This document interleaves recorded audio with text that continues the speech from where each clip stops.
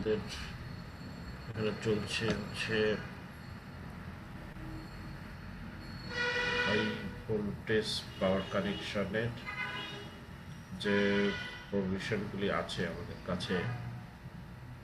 একটা ছিল বিল্ডিংয়ে এটা ইনডোর সাবস্টেশন, তো সেগুলির ডিটেল লেআউট ডায়াগ্রাম এবং circuit diagram step by step শেষে আমরা একটা যে ফাইনাল ফর্মে সেটা দেখলাম যে এটা ওকে। এরপরে আমরা আসছিলাম যে পোল মাউন্টেড ট্রান্সফরমার, যেহেতু সব কানেকশানে ট্রান্সফরমার দরকার নেই, নিজেদের দরকার নেই, এটা অল্প পাওয়ারের জন্য এটা ইউটিলিটি কোম্পানির ট্রান্সফরমার থেকেই এভাবে মানুষ কানেকশন নেয়।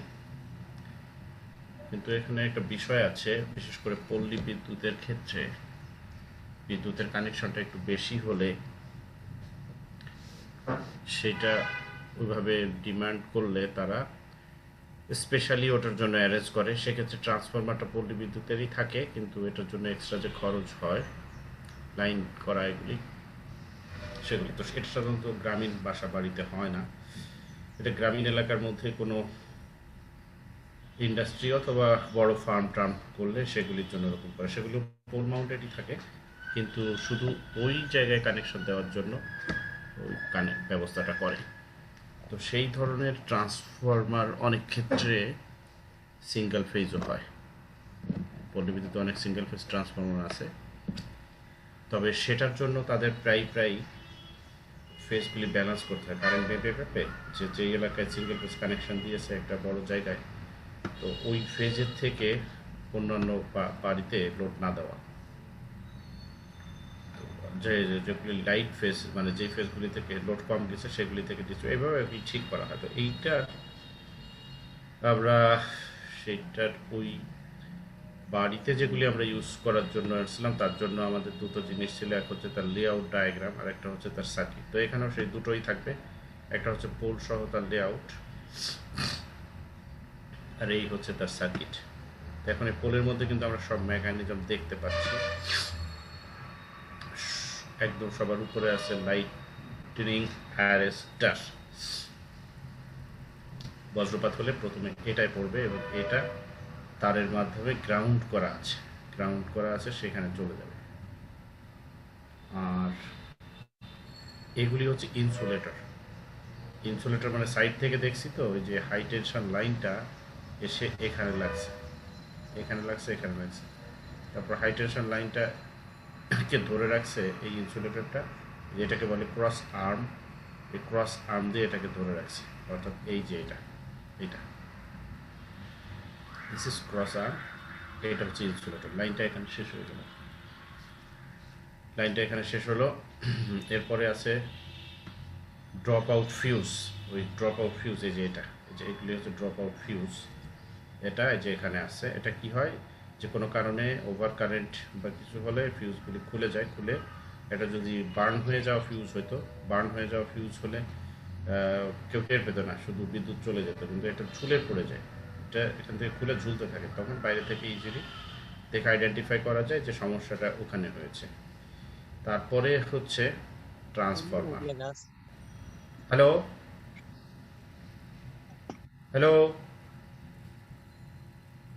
ওকে।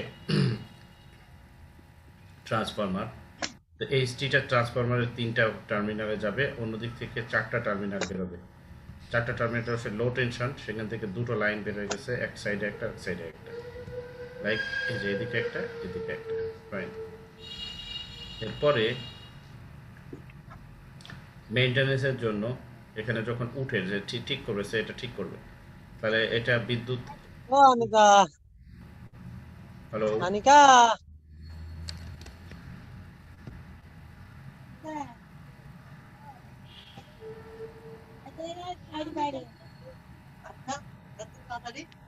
Shahin ko mic on.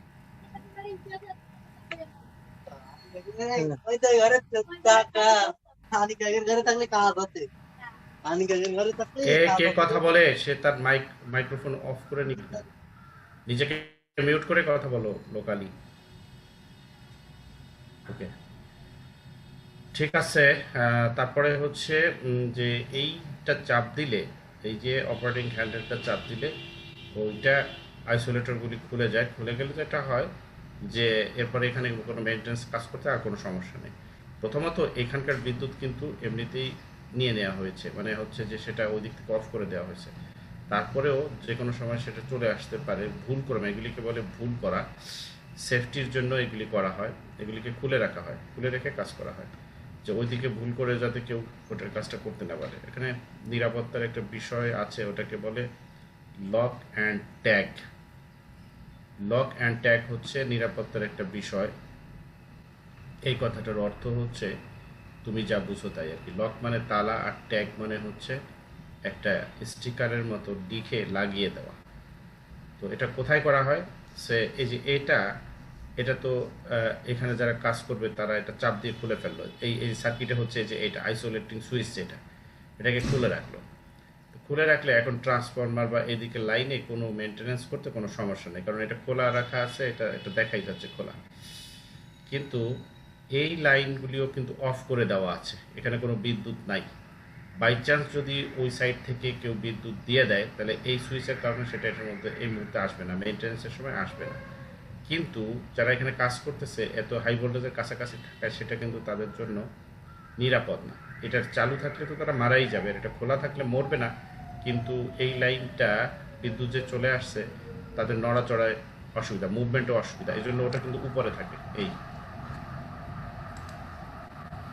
এই যে এই সিটা উপরে থাকে, তাহলে ওটা আইসোলেটরটা এখানে দেখা যাচ্ছে না। নিচ থেকে হ্যান্ডেল দিয়ে চাপ দিলে আইসোলেটর খুলে যাবে, খুলে গেলে তখন এখানে কাজ করলে সমস্যা নেই, সমস্যা নাই। কিন্তু এই লাইনটা বিদ্যুৎ না থাকাই ভালো। যদি এখানে বিদ্যুৎ থাকে, এখানে কাজ করে, বিদ্যুতের সাথে কিন্তু ডিসকানেক্টেড, তবুও কাজ করলে এগুলি ওঠার জন্য অনেক সময় ল্যাডার ট্যাডার মানে মই এগুলি নেয়।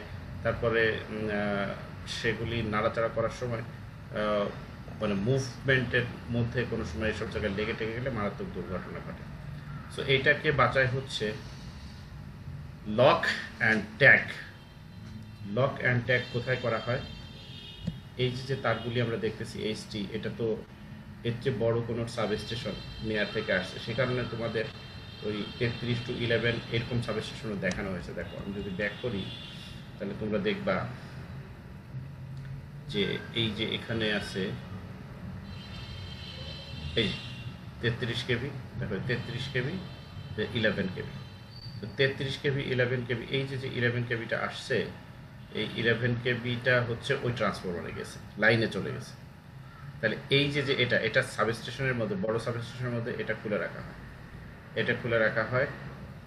এটা যদি খুলে রাখা হয় তাইলে তো বিদ্যুৎ যাবে না, ওই পোলে যাবে না, ফাইন। কিন্তু এটা যদি কেউ একজন আটকায় দেয় আবার, মানে এটা চালু করে দেয়, তাহলে সেটা ঠেকানো যাবে কি করে? সো সেই জন্য এটাকে বলে লক অ্যান্ড ট্যাগ। প্রথমত এখানে একটা তালা দেওয়া, দ্বিতীয়ত এখানে একটা ট্যাগ ঝুলিয়ে দেওয়া। ট্যাগে লেখা থাকবে যে, বাংলায় যদি বলি, যে রক্ষণাবেক্ষণ কাজ চলছে, এই সুইচটা অন করা যাবে না, এই কথাটা এখানে লেখা থাকে। সো একটা ট্যাগ ঝোলানো কোনো সমস্যা না। এই ব্রেকারটা তো আমরা যেমন দেখছি এরকম না, এটা তো একটা মোটামুটি একটা ক্যাবিনেটের বা কিউবিকলের মতো থাকে, অর্থাৎ একটা আলমিরার মতো তার একটা পার্টে এটা থাকে, সেই জায়গায় ট্যাগটা ঝুলাই দেওয়া যায়, আর ওটা লক করারও ব্যবস্থা করা যায়। কিন্তু কিছু কিছু ক্ষেত্রে লক করার কোনো কায়দা থাকে না, জায়গা নাই যে লক করে দিবে। লক করা মানে কি, আরেকজন চাইলেও এটাকে অন করতে পারবে না, সেটা হচ্ছে লক, সেটাকে বলে লক। কিন্তু লক করার ইয়ে যদি না থাকে তাহলে এই সোজা লাইনের মধ্যে কোনো না কোনো জায়গায় কোনো না কোনো একটা ইকুইপমেন্টকে খুলে আলাদা করে রাখতে হয় আর কি, সেরকম একটা নিয়ম আছে, যাতে কেউ এটা ভুল করে চালু করলেও ওইটার কারণে অন হবে না, পুরো পাওয়ারটা অফই থাকবে। তো this is called lock and tag system for security. তো আমরা ধরে নিচ্ছি যে এই লক অ্যান্ড ট্যাগ করেই আসলে মেনটেন্যান্স কাজ এখানে করতে যাওয়া হয়।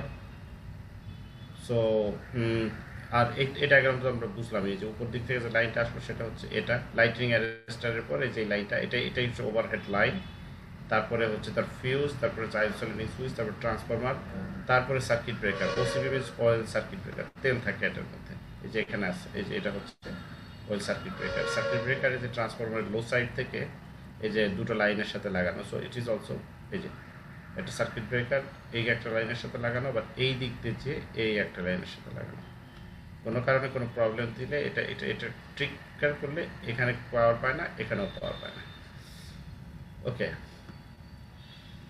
তাহলে যদি ঠিকমতো তোমরা বুঝতে না পারো তাহলে আমি বলি, এইটার যেটা লো টেনশন সাইড আছে, এটা তো তিনটা হলো হাই টেনশন সাইড 11 কেবি, আর একদিকে 400 ভোল্ট আছে, 415 থাকে আসলে, ওইটা হচ্ছে উল্টা দিকে আমরা দেখতে পাচ্ছি না, সেখানে আছে 4টা টার্মিনাল। ওই 4টা টার্মিনাল থেকে 4টা তার বেরোয় আসছে, এই যে এটা বেরোয় এসে সেটা সবার আগে ঢুকছে সার্কিট ব্রেকারে, এই যে যেমন এটা এসে সার্কিট ব্রেকার ঢুকছে, এটা এসে সার্কিট ব্রেকার ঢুকছে।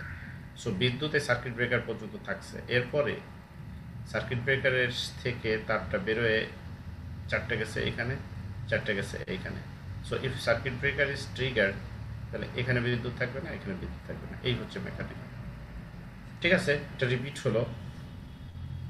এখন আমরা আসতেছি যে এই সব লাইনে যে কন্ডাক্টর ইউজ করা হয়, কারণ আমরা কিন্তু কেবল এবং বাসাবাড়ির ভিতরের যেগুলি ইউজ করা হয়, বাস বা ট্রাঙ্কিং, বাসাবাড়িতে ইউজ না করলেও অফিস বিল্ডিংয়ে ইন্ডাস্ট্রিতে ইউজ করে, সেগুলির সবই কিন্তু আমরা ওই যে পড়েছি। মানে আমাদের তো তালিকার পর তালিকা মুখস্থ করার কোনো দরকার নাই।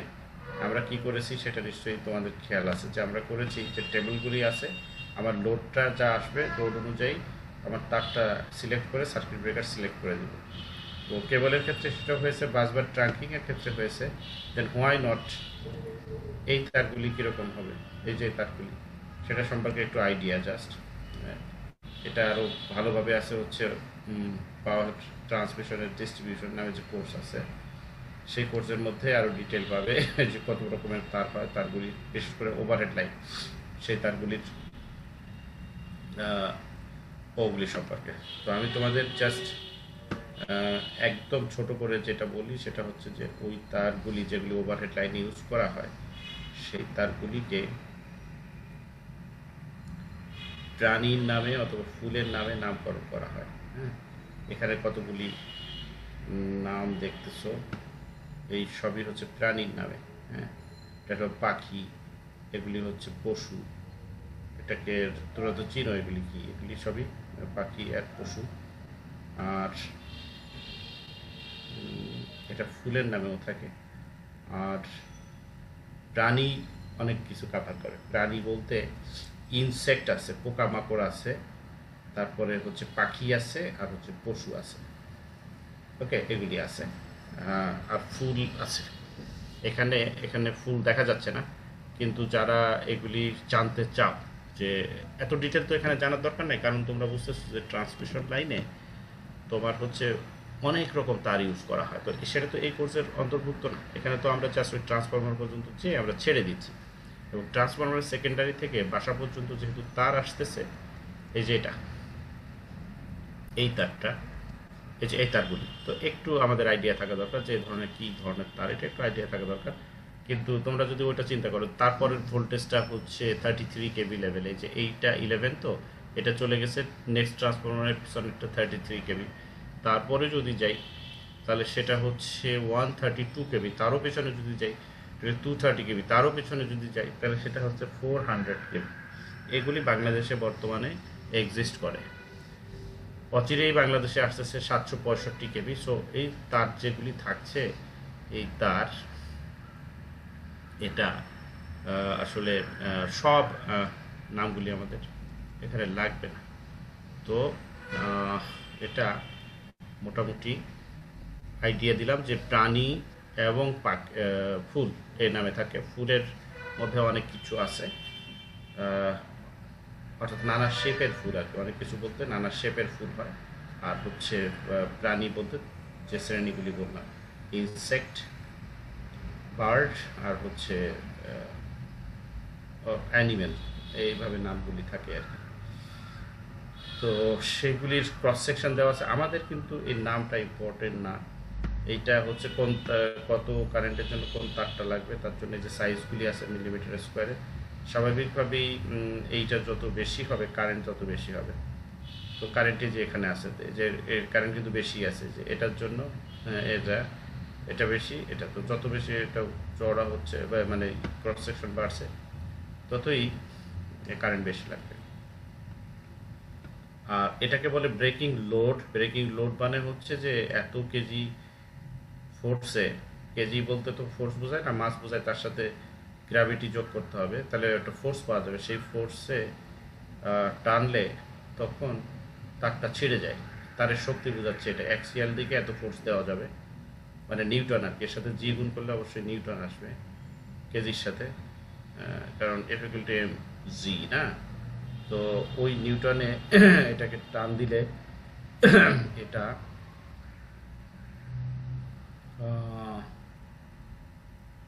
এটা কেন লাগছে, যে এটা হচ্ছে যে আহ, ওই তারটা যখন পোল টু পোল ঝুলিয়ে দেওয়া হয় তখন এটা যত বেশি হয় তত তারটাকে টান টান করে রাখা যায়। এই যেমন এটা অনেক ফোর্স নিতে পারছে, সো এটাকে টান টান করে রাখা যাবে। আর এটা কম বলে এটাকে একটু ঝুলাই দিতে হবে। আচ্ছা, তোমাদের কি কোর্সটা পড়া আছে কিনা, ট্রান্সমিশন ডিস্ট্রিবিউশন লাইন পড়া আছে কিনা? আছে? হ্যালো? হ্যাঁ স্যার। আচ্ছা, তাহলে ছোট্ট একটা আইডিয়া দিই যে তারটাকে এরকম ঝুলে থাকে অথবা এর চেয়ে কম ঝুলবে, এই তো এই কতটা ঝুললো এটাকে বলে স্যাগ। তো এই স্যাগটা ডিপেন্ড করে এই যে এই ওয়েটের উপরে। যার ওয়েটটা, এই যে ব্রেকিং লোড কিন্তু এটা যার বেশি তাকে এরকম কম ঝুলিয়ে দেওয়া যায়। আর যার এটা কম, এই যে এটা যেমন কম, এই তারটা যদি লাইনে ইউজ করো তাহলে এটাকে ঝুলিয়ে দিতে হবে। ঝুলিয়ে না দিলে তারটা ছিঁড়ে যাবে। মানে যে তারটা টানা হয় বেশি সেই তারটার মধ্যে কিন্তু ফোর্স কাজ করে বেশি। স্বাভাবিক, এটাই তো, তুমি টানছো তো ফোর্স দিয়ে তাকে টানছো। তো সে যদি এটা সহ্য না করতে পারে, যেমন এই তারটাকে যদি এরকম টেনে বাঁধতে যাও ছিঁড়ে যাবে।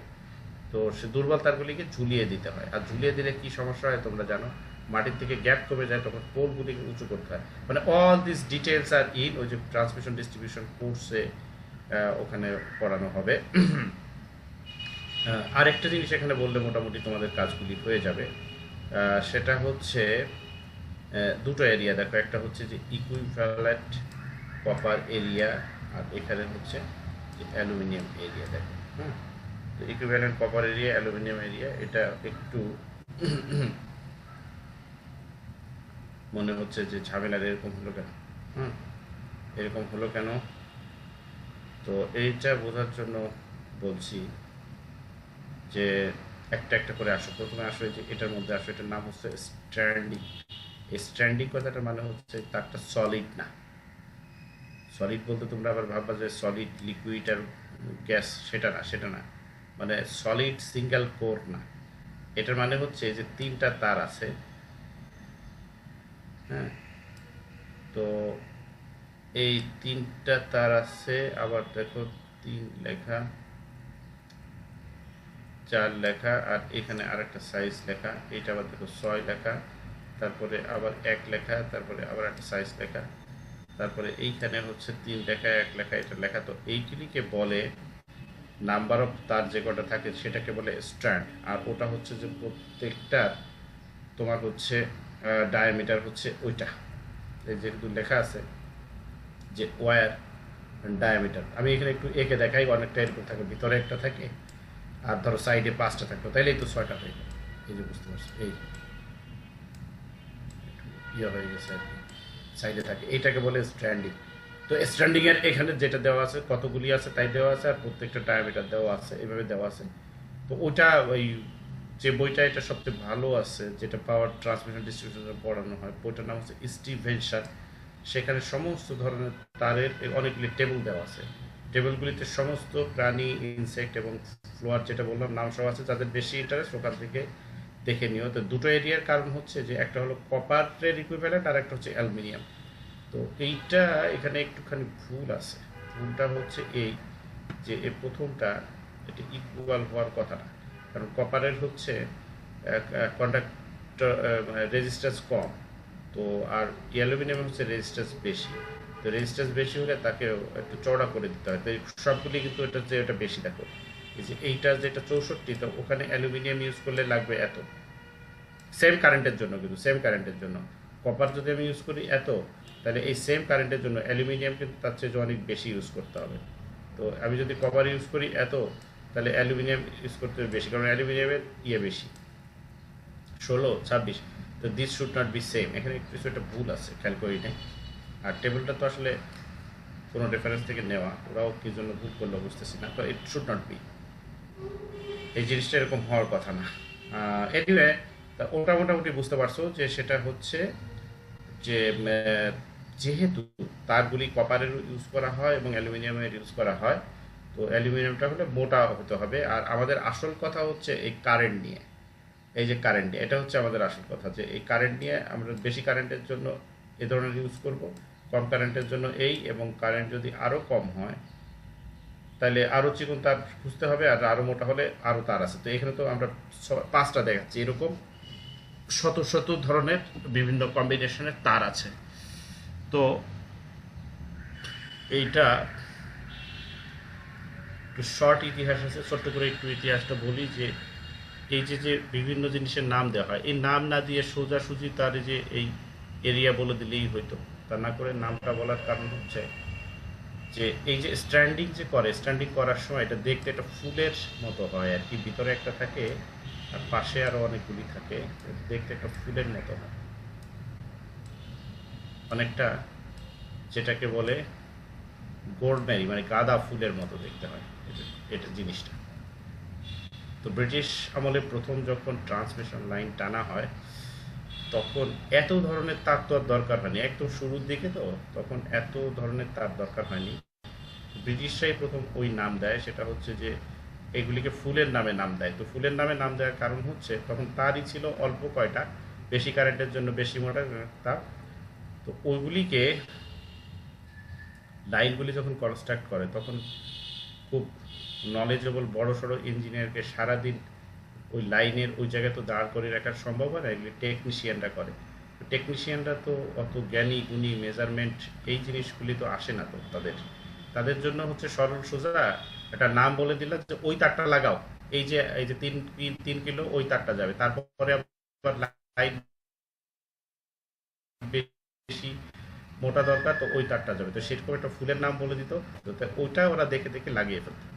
বাস এই হচ্ছে হিস্ট্রি। তো তারপরে সেগুলি যখন বাড়তে থাকলো তখন ফুল শেষ হয়ে এক সময় তারপর অন্যান্য প্রাণী দেখ, এখন তো বললাম শত শত তার এরকম আছে, ট্র্যাডিশনটা রয়ে গেছে, তারগুলি এখন বিভিন্ন প্রাণীর নাম হয়। যদিও এখন ওগুলি না দিলেও চলতো, কারণ হচ্ছে এখন ওই টেকনিশিয়ানদের কাছে নানা রকম যন্ত্রপাতি থাকে যেগুলি দিয়ে তাদের মেজারমেন্ট না বুঝলেও চলে, জাস্ট তার সাথে চেপে ধরবে, তারটার ডাইমেনশনটা সব চলে আসবে। তো সেই সময় তো ওগুলি ছিল না, দেখা যায় তো। ও আচ্ছা, এই ফাঁকে একটু বলে নিই, সেটা হচ্ছে যে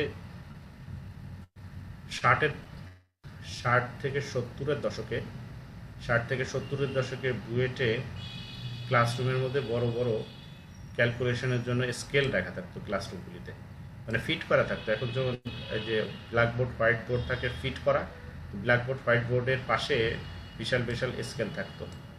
ঢাকা ইউনিভার্সিটিতে যেহেতু ইঞ্জিনিয়ারিং ফ্যাকাল্টি ছিল না বা ডিপার্টমেন্টও ছিল না, তো ওই জিনিসগুলিও ওখানে থাকার কথা না। কিন্তু পরবর্তীতে যখন ইঞ্জিনিয়ারিং ডিপার্টমেন্টগুলি একটু একটু করে খুললো, যে কম্পিউটার প্রথমে খুলেছে, এনিওয়ে তো সে ততদিনে তো অন্য ব্যবস্থা চলে আসছে। তো সেই জন্য আমি ঢাকা ইউনিভার্সিটির কথা বললাম না। কি বলছি যে ওই সময় তো ক্যালকুলেটর ছিল না, আর ক্যালকুলেটর থাকলেও সেগুলি ইউজ করতে দেওয়া হতো না অসাম্যতার জন্য, এটাকে বলে ডিজিটাল ডিফারেন্স। সবার সেটা কেনার সাধ্য ছিল না, তো সাধ্য না থাকলে সেই জিনিসটা দিত না। তার মানে আমরা এখন যে একটা ডায়ামিটার মাপি, এই ডায়ামিটারটা মাপাটাও তখন একজন ইঞ্জিনিয়ারের কাজ ছিল, এবং সেগুলি পরীক্ষায় আসতো যে ডায়ামিটার বের করুন, ওটা মানে কঠিন কাজ আর কি, মানে যেটা এখন বাচ্চারাও পারে আর কি। তো সেই আমলের কোশ্চেনগুলি দেখলে অনেক ইতিহাস বেরোয় আসবে, যে সেই জিনিসগুলি একেবারে সাইসাতা টাইপের ছোট ছোট জিনিস যেগুলি এখন ফু দিয়ে করা যায়, ওগুলি তখন বড় বড় কাজ হিসেবে ধরা হতো, বিকজ যন্ত্রপাতি ছিল না, যন্ত্রপাতি ছিল না। তো জটিল জটিল ক্যালকুলেশন এখন ক্যালকুলেটর দিয়ে করে, তখন ক্যালকুলেটর সারা দুনিয়ায় ছিল না তা না, বুয়েটেও ছিল, কম্পিউটারও সেই 60-এর দশকে বুয়েটে চলে আসছে। কিন্তু ডিজিটাল ডিফারেন্স, সমস্ত ছাত্রের সেটার অ্যাক্সেস বা অ্যাভেলেবিলিটি নাই, না থাকলে সেটাকে ইউজ করতে দেওয়াটা একটা অসাম্যতা তৈরি হয়, সেটাকে ঠেকানোর জন্য পরীক্ষায় সেগুলি নিষিদ্ধ ছিল। তারপরে যখন সেটা সবার সাধ্যের মধ্যে চলে আসছে তখন এই জিনিসগুলি বাদ হয়ে গেছে, ক্যালকুলেটর ইউজ করা অ্যাপ্রুভ করছে সেটা হলো যে 80-র দশকে। কিন্তু এখনও কিন্তু বাংলাদেশে বহু পরীক্ষায় সায়েন্টিফিক ক্যালকুলেটর ইউজ করতে দেয় না। বুয়েটে সায়েন্টিফিক ক্যালকুলেটর অনেক আগে প্রোগ্রামেবল এখনো দেয় না, ভবিষ্যতে হয়তো প্রোগ্রামগুলো আসবে, কারণ প্রোগ্রামেবল যা করা যায় সেগুলি দিয়ে যাতে করতে না পারে এরকম কোশ্চেন সেট করাটা একটু কঠিন, সেই জন্য এখন দেয় না। কিন্তু একটা সময় তো সবই অ্যালাউ করতে হবে আর কি, কারণ দুনিয়াই চেঞ্জ হয়ে যাবে। তো ওরকম বলতেছি যে তো এখন এই যে তারগুলি যে মাপা, তার যে সাইজ বা অন্যান্য জিনিস বলা, এটা টেকনিশিয়ানরা পারতো না বলে সেই কাজগুলি করার জন্য টেবিলে ওয়ার্ক করা হয়তো, ফিল্ডে না। আর ফিল্ডে তাদেরকে শুধু ওই বলতো যে ক্রস সেকশন দেখতে এমন, নাম হচ্ছে এটা, হয়তো নামের একটা স্টিকার গায়ে লাগাই দিল, বললো যে এগুলি টেনে যাও, ওইভাবে নামগুলি আসছে। তো এটা এখনো চেঞ্জ হয়নি, এখনো সব জায়গায় চলছে। ওই ইভেন আমেরিকানরাও পরবর্তীতে এগুলি অ্যাডপ্ট করেছে। এখন এই যে 3-4 ধরনের নামের কারণ হচ্ছে এটা, ব্রিটিশরা হয়তো ফুল দিয়ে শুরু করেছে, ওরা হচ্ছে ফুলের থেকে বেরোয়, যে ওরা হচ্ছে অ্যানিম্যাল, এরকম আর কি বিষয়গুলি হয়েছে। বাট এটা অবসোলেট না, এগুলি স্টিল পাওয়ার সেক্টরে এই এই এই ট্র্যাডিশনটা ইউজ করা হয়। মোটামুটি এখানে তো গেল। আমি একটু এই ফাঁকে বলে জিজ্ঞেস করি যে তোমাদের তারগুলি যে পোলের সাথে লাগানো থাকে, ওখানে ডিস্কের মতো অংশগুলি, সেটাকে আমরা বলতেছি ইনসুলেটর। আর এই যে তারটা আছে, এই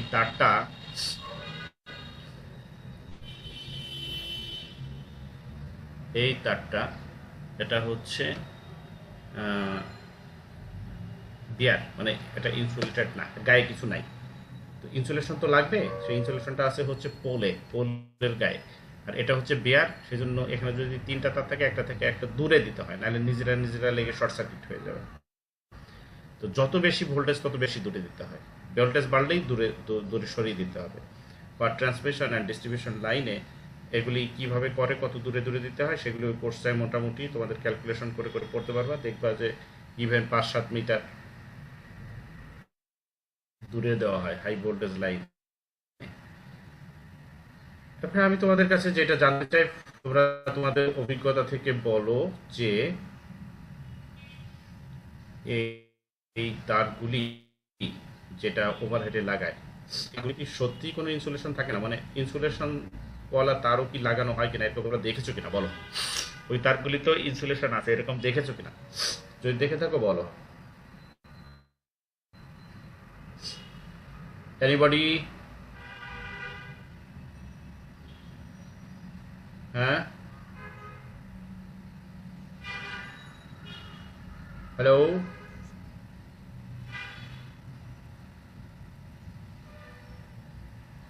কি কেউ দেখনি?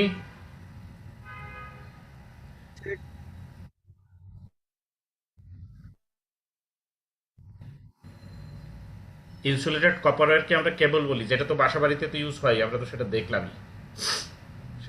দেখলামই, আমরা।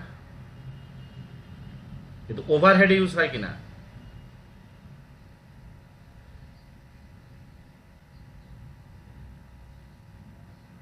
হ্যাঁ,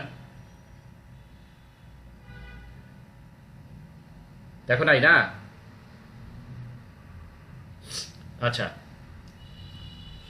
ঢাকায় ওভারহেড লাইন যেগুলি আছে, দেখবা যে ঢাকায় তো আন্ডারগ্রাউন্ড কেবলই বেশি, কিন্তু ওভারহেড আছে কিছু, ঢাকায় কিছু কিছু এলাকার ওভারহেড আছে। দেখবা যে ওভারহেড আছে, এই ওভারহেডের তারগুলি এর গায়ে ইনসুলেশন আছে, একটু কালো ছাই রঙের ইনসুলেশন, দেখা যায় না, দেখে বোঝা যায় না, এটা দেখে বোঝা যায় না। তো একটা জিনিস বলি যে তোমাদের এই যে এইসব কমন জিনিসগুলি জানা দরকার। এই যে দেখো কি বলেছি, যে ধরো একটা কেবলের গায়ে যে ইনসুলেশন থাকে, সেই ইনসুলেশনটা তার ভোল্টেজের উপর ডিপেন্ড করে সেই ইনসুলেশনটা কত মোটা হবে সেটা হয়। যে এটা যদি হয় কেবল, তাহলে হয়তো এখানে 11 ভোল্টের জন্য এটা যতটা হয়, এটা 33 কেবির জন্য এটা আরও মোটা হয়। তো ফর্মুলাটা দেখো, যে যত ভোল্টেজ বেশি হবে এই ইনসুলেটরটা তত বেশি মোটা হবে, এই হচ্ছে নিয়ম। কিন্তু যে তারের গায়ে ইনসুলেশন নাই, সেই তার কিন্তু ভোল্টেজের কারণে ডিস্ক, এখানে যে ইনসুলেশনটা লাগাইছিল সেটা বড় হবে, মানে একটা যদি 4 ডিস্ক থাকে আর একটা 7 ডিস্ক হবে, আর তাদের পারস্পরিক দূরত্বটাও বেশি থাকবে। কিন্তু ঢাকায় যে তারগুলি দেখো ওভারহেডে যেখানে আছে টুকটাক, এই জায়গাগুলিতে যেটা হয় যে এইটার যে দূরত্ব ভোল্টেজের কারণে হওয়ার কথা সেটাই থাকে, দূরত্ব সেটাই থাকে। মানে যেসব এলাকায় এগুলি আছে ঢাকা শহরে দেখবা এই তারগুলি চলে গেছে, পাশ দিয়ে দেখবে বাড়ি আছে, বাড়িতে একটা কাপড় নাড়ছে, কাপড়টা যে ওটার গায়ে পড়লো কি হবে, সঙ্গে সঙ্গে বিশাল দুর্ঘটনা ঘটবে। গ্রাম এলাকায় এগুলি ঘটবে না, কারণ যেখান দিয়ে গ্রাম এলাকায় এখানে গেছে ওইখানেই এরকম মানুষের ঘর বাড়ি তার তল দিয়ে নেয়, ওটা একটু দূরে থাকে, দূর থেকে টেনে নিয়ে আসে, যতটুকু টেনে আনে ওটা কিন্তু ঠিক ইনসুলেটেড করে দেয়। কিন্তু যেগুলি উপর দিয়ে চলে গেছে ওখানে ঘর বাড়ি নেই, তবে গাছপালা একটা ডিস্টার্ব করে, সেটা আবার ট্রি ফল্ট বলে একটা জিনিস আছে সেখানে করে। এনিওয়ে, তো এইগুলি দেখে তুমি কখনো বুঝবা না যে দিস ইজ ইনসুলেটেড। আর তুমি বুঝবে কি, আমি তো এটা অনেক পরে জেনেছি। আমি ওই একটা সোলার মিনি গ্রিড ডিজাইন করতে যেয়ে সেখানে তার দেওয়ার সময় ইনসুলেটেড কেবলের এগুলি পাতলা ইনসুলেশন থাকে সেটা খুঁজে পাইছি যে এটার গায়ে পাতলা ইনসুলেশন থাকে, কিন্তু যদি সেটা সেখানে দেই নেই মোটা ইনসুলেশনের তারই দিয়েছি, কারণ ওখান থেকে চুরি হওয়ার সম্ভাবনা ছিল। কি লিখলাম, এটা হচ্ছে সেকেন্ড নাম নেট, জিটা ইয়া হয় না, জি নেট। এই হচ্ছে একটা পাতলা ইনসুলেশনের তার, বলছিলাম ইনসেক্টের নামে তার হয়, এই তারটা অনেক জায়গায় ইউজ করা হয় ওভারহেডে, বিকজ তার ইনসুলেশনটা very very very very light insulation. ঠিক আছে, এখন আমরা আরেকটু ইয়েতে যাই। এইটা মোটামুটি আমাদের ইয়েটা হয়ে গেছে। আমরা এখানে ছিলাম হচ্ছে পাওয়ার ডিস্ট্রিবিউশন, এই আমাদের মডিউল যেটা, এটা হলো পাওয়ার ডিস্ট্রিবিউশন। তো কোথায় ডিস্ট্রিবিউশন অফ ইলেকট্রিসিটি ইন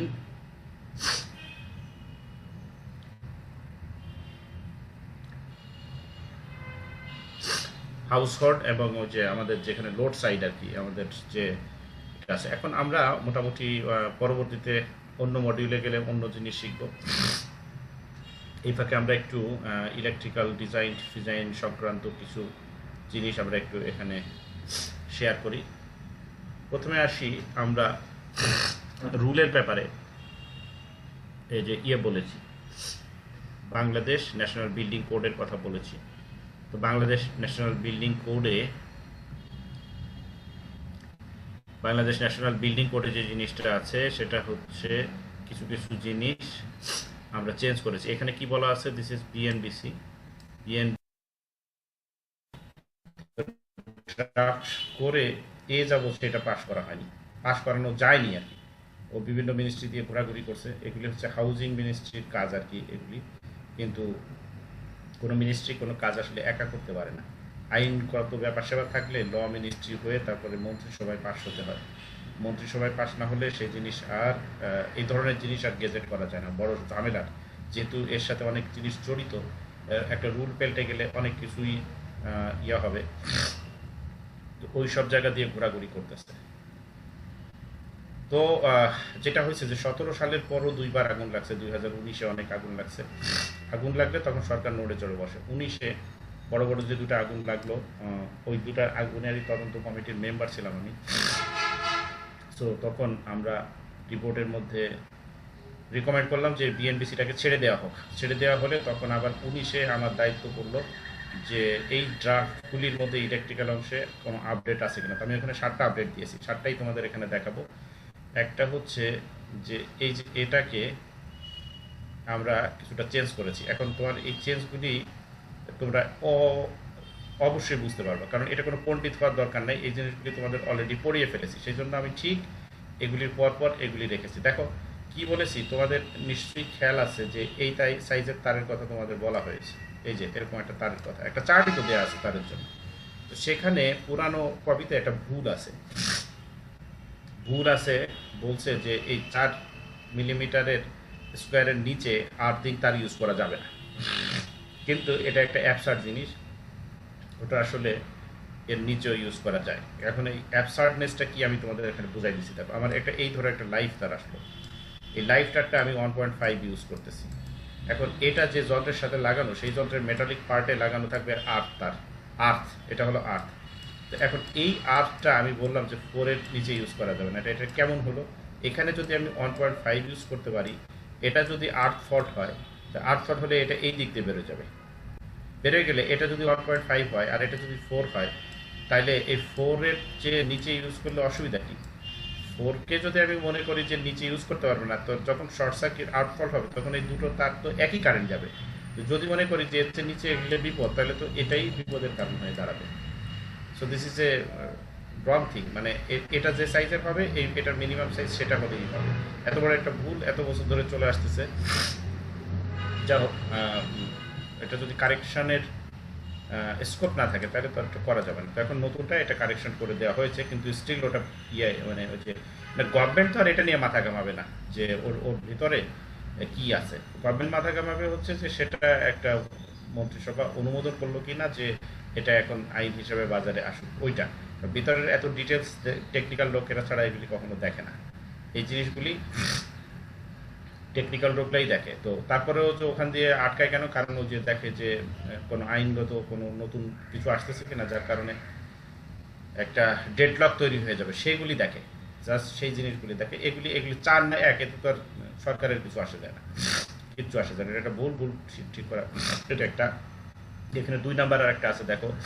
এটা হচ্ছে তোমাদের যে ট্রান্সফরমার যেখানে দেখিয়েছি, ট্রান্সফরমারের ওখানে ট্রান্সফরমারের জন্য কত জায়গা লাগবে সেটা দেখাচ্ছে। নিশ্চয়ই তোমাদের মনে আছে, একটা তালিকা দিয়েছিলাম, তালিকা দিয়ে বলছিলাম যে এই এই এই এত এত জায়গা লাগবে। তো সেখানে তোমার হচ্ছে ওই জায়গাটাকে এখানে সিগনিফিকেন্টলি কমিয়ে দেওয়া হয়েছে। এটা মানে 19-এর ঘটনার পরে এটার সাথে আমি সংশ্লিষ্ট হয়েছি, এবং এগুলি বাংলাদেশের কোডে এটা দিলে অনেক সুবিধা আছে, সেজন্য এটা দিয়েছি। এটা এটা কি যদি বুঝতে চাও, সেই তালিকাটা তোমাদের খেয়াল আছে কিনা? এত দূরে কি যাইতে পারবা? এই যে এই তালিকাটা নিশ্চয়ই খেয়াল আছে।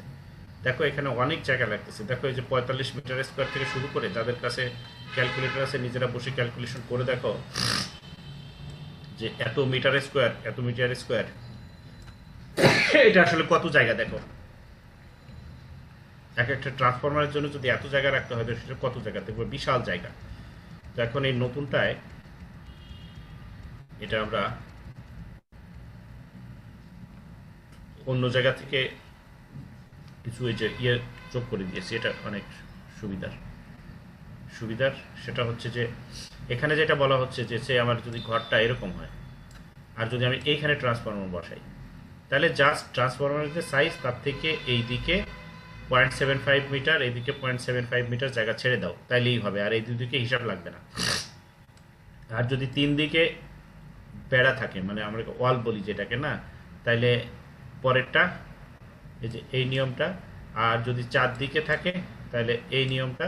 আর যদি দুটো ট্রান্সফরমার থাকে তাহলে এই নিয়মটা। বাস হয়ে গেল। তো এতে হিসাব করে দেখা হয়েছে জায়গা অনেক কম লাগে, কিন্তু এটা তো মন গড়া কথা না, এটা তো আসলে অন্য দেশের কোডে আছে। তার মানে মানুষ এখন কম থাকে। তোমরা নিশ্চয়ই হিসাব করছো, এটা 45 আর 220 কত হয়। দেখো ওটা হলো রেঞ্জ। দেখবা যে একটা অ্যাপার্টমেন্টের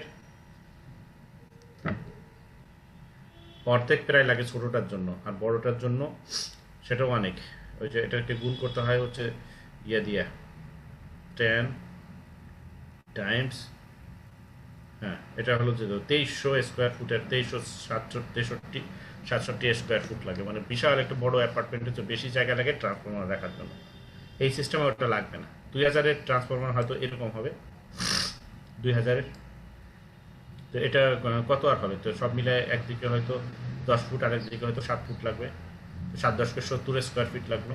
তার বাইরে এই যে এতটুকু জায়গা ছেড়ে দিতে হবে, তাহলে কিন্তু কাজ শেষ। এবং একইভাবে জেনারেটরের জন্য একটা তালিকা আছে, তো এটা দিলে সেটাও অল্প জায়গার মধ্যে করে ফেলা যাবে উইথ সিকিউরিটি আর সেফটি। তারপরে সব ডিটেলে না গেলাম। তারপরে ধরো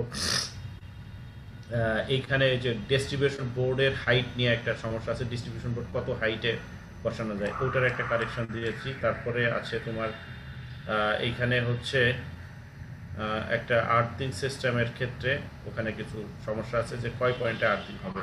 তো এখন এই যে আর্থিং এবং লাইটেনিং, এটা অবশ্য তোমরা এখনো পড়ো নাই থেকে হয়তো একটু বুঝতে অসুবিধা হবে।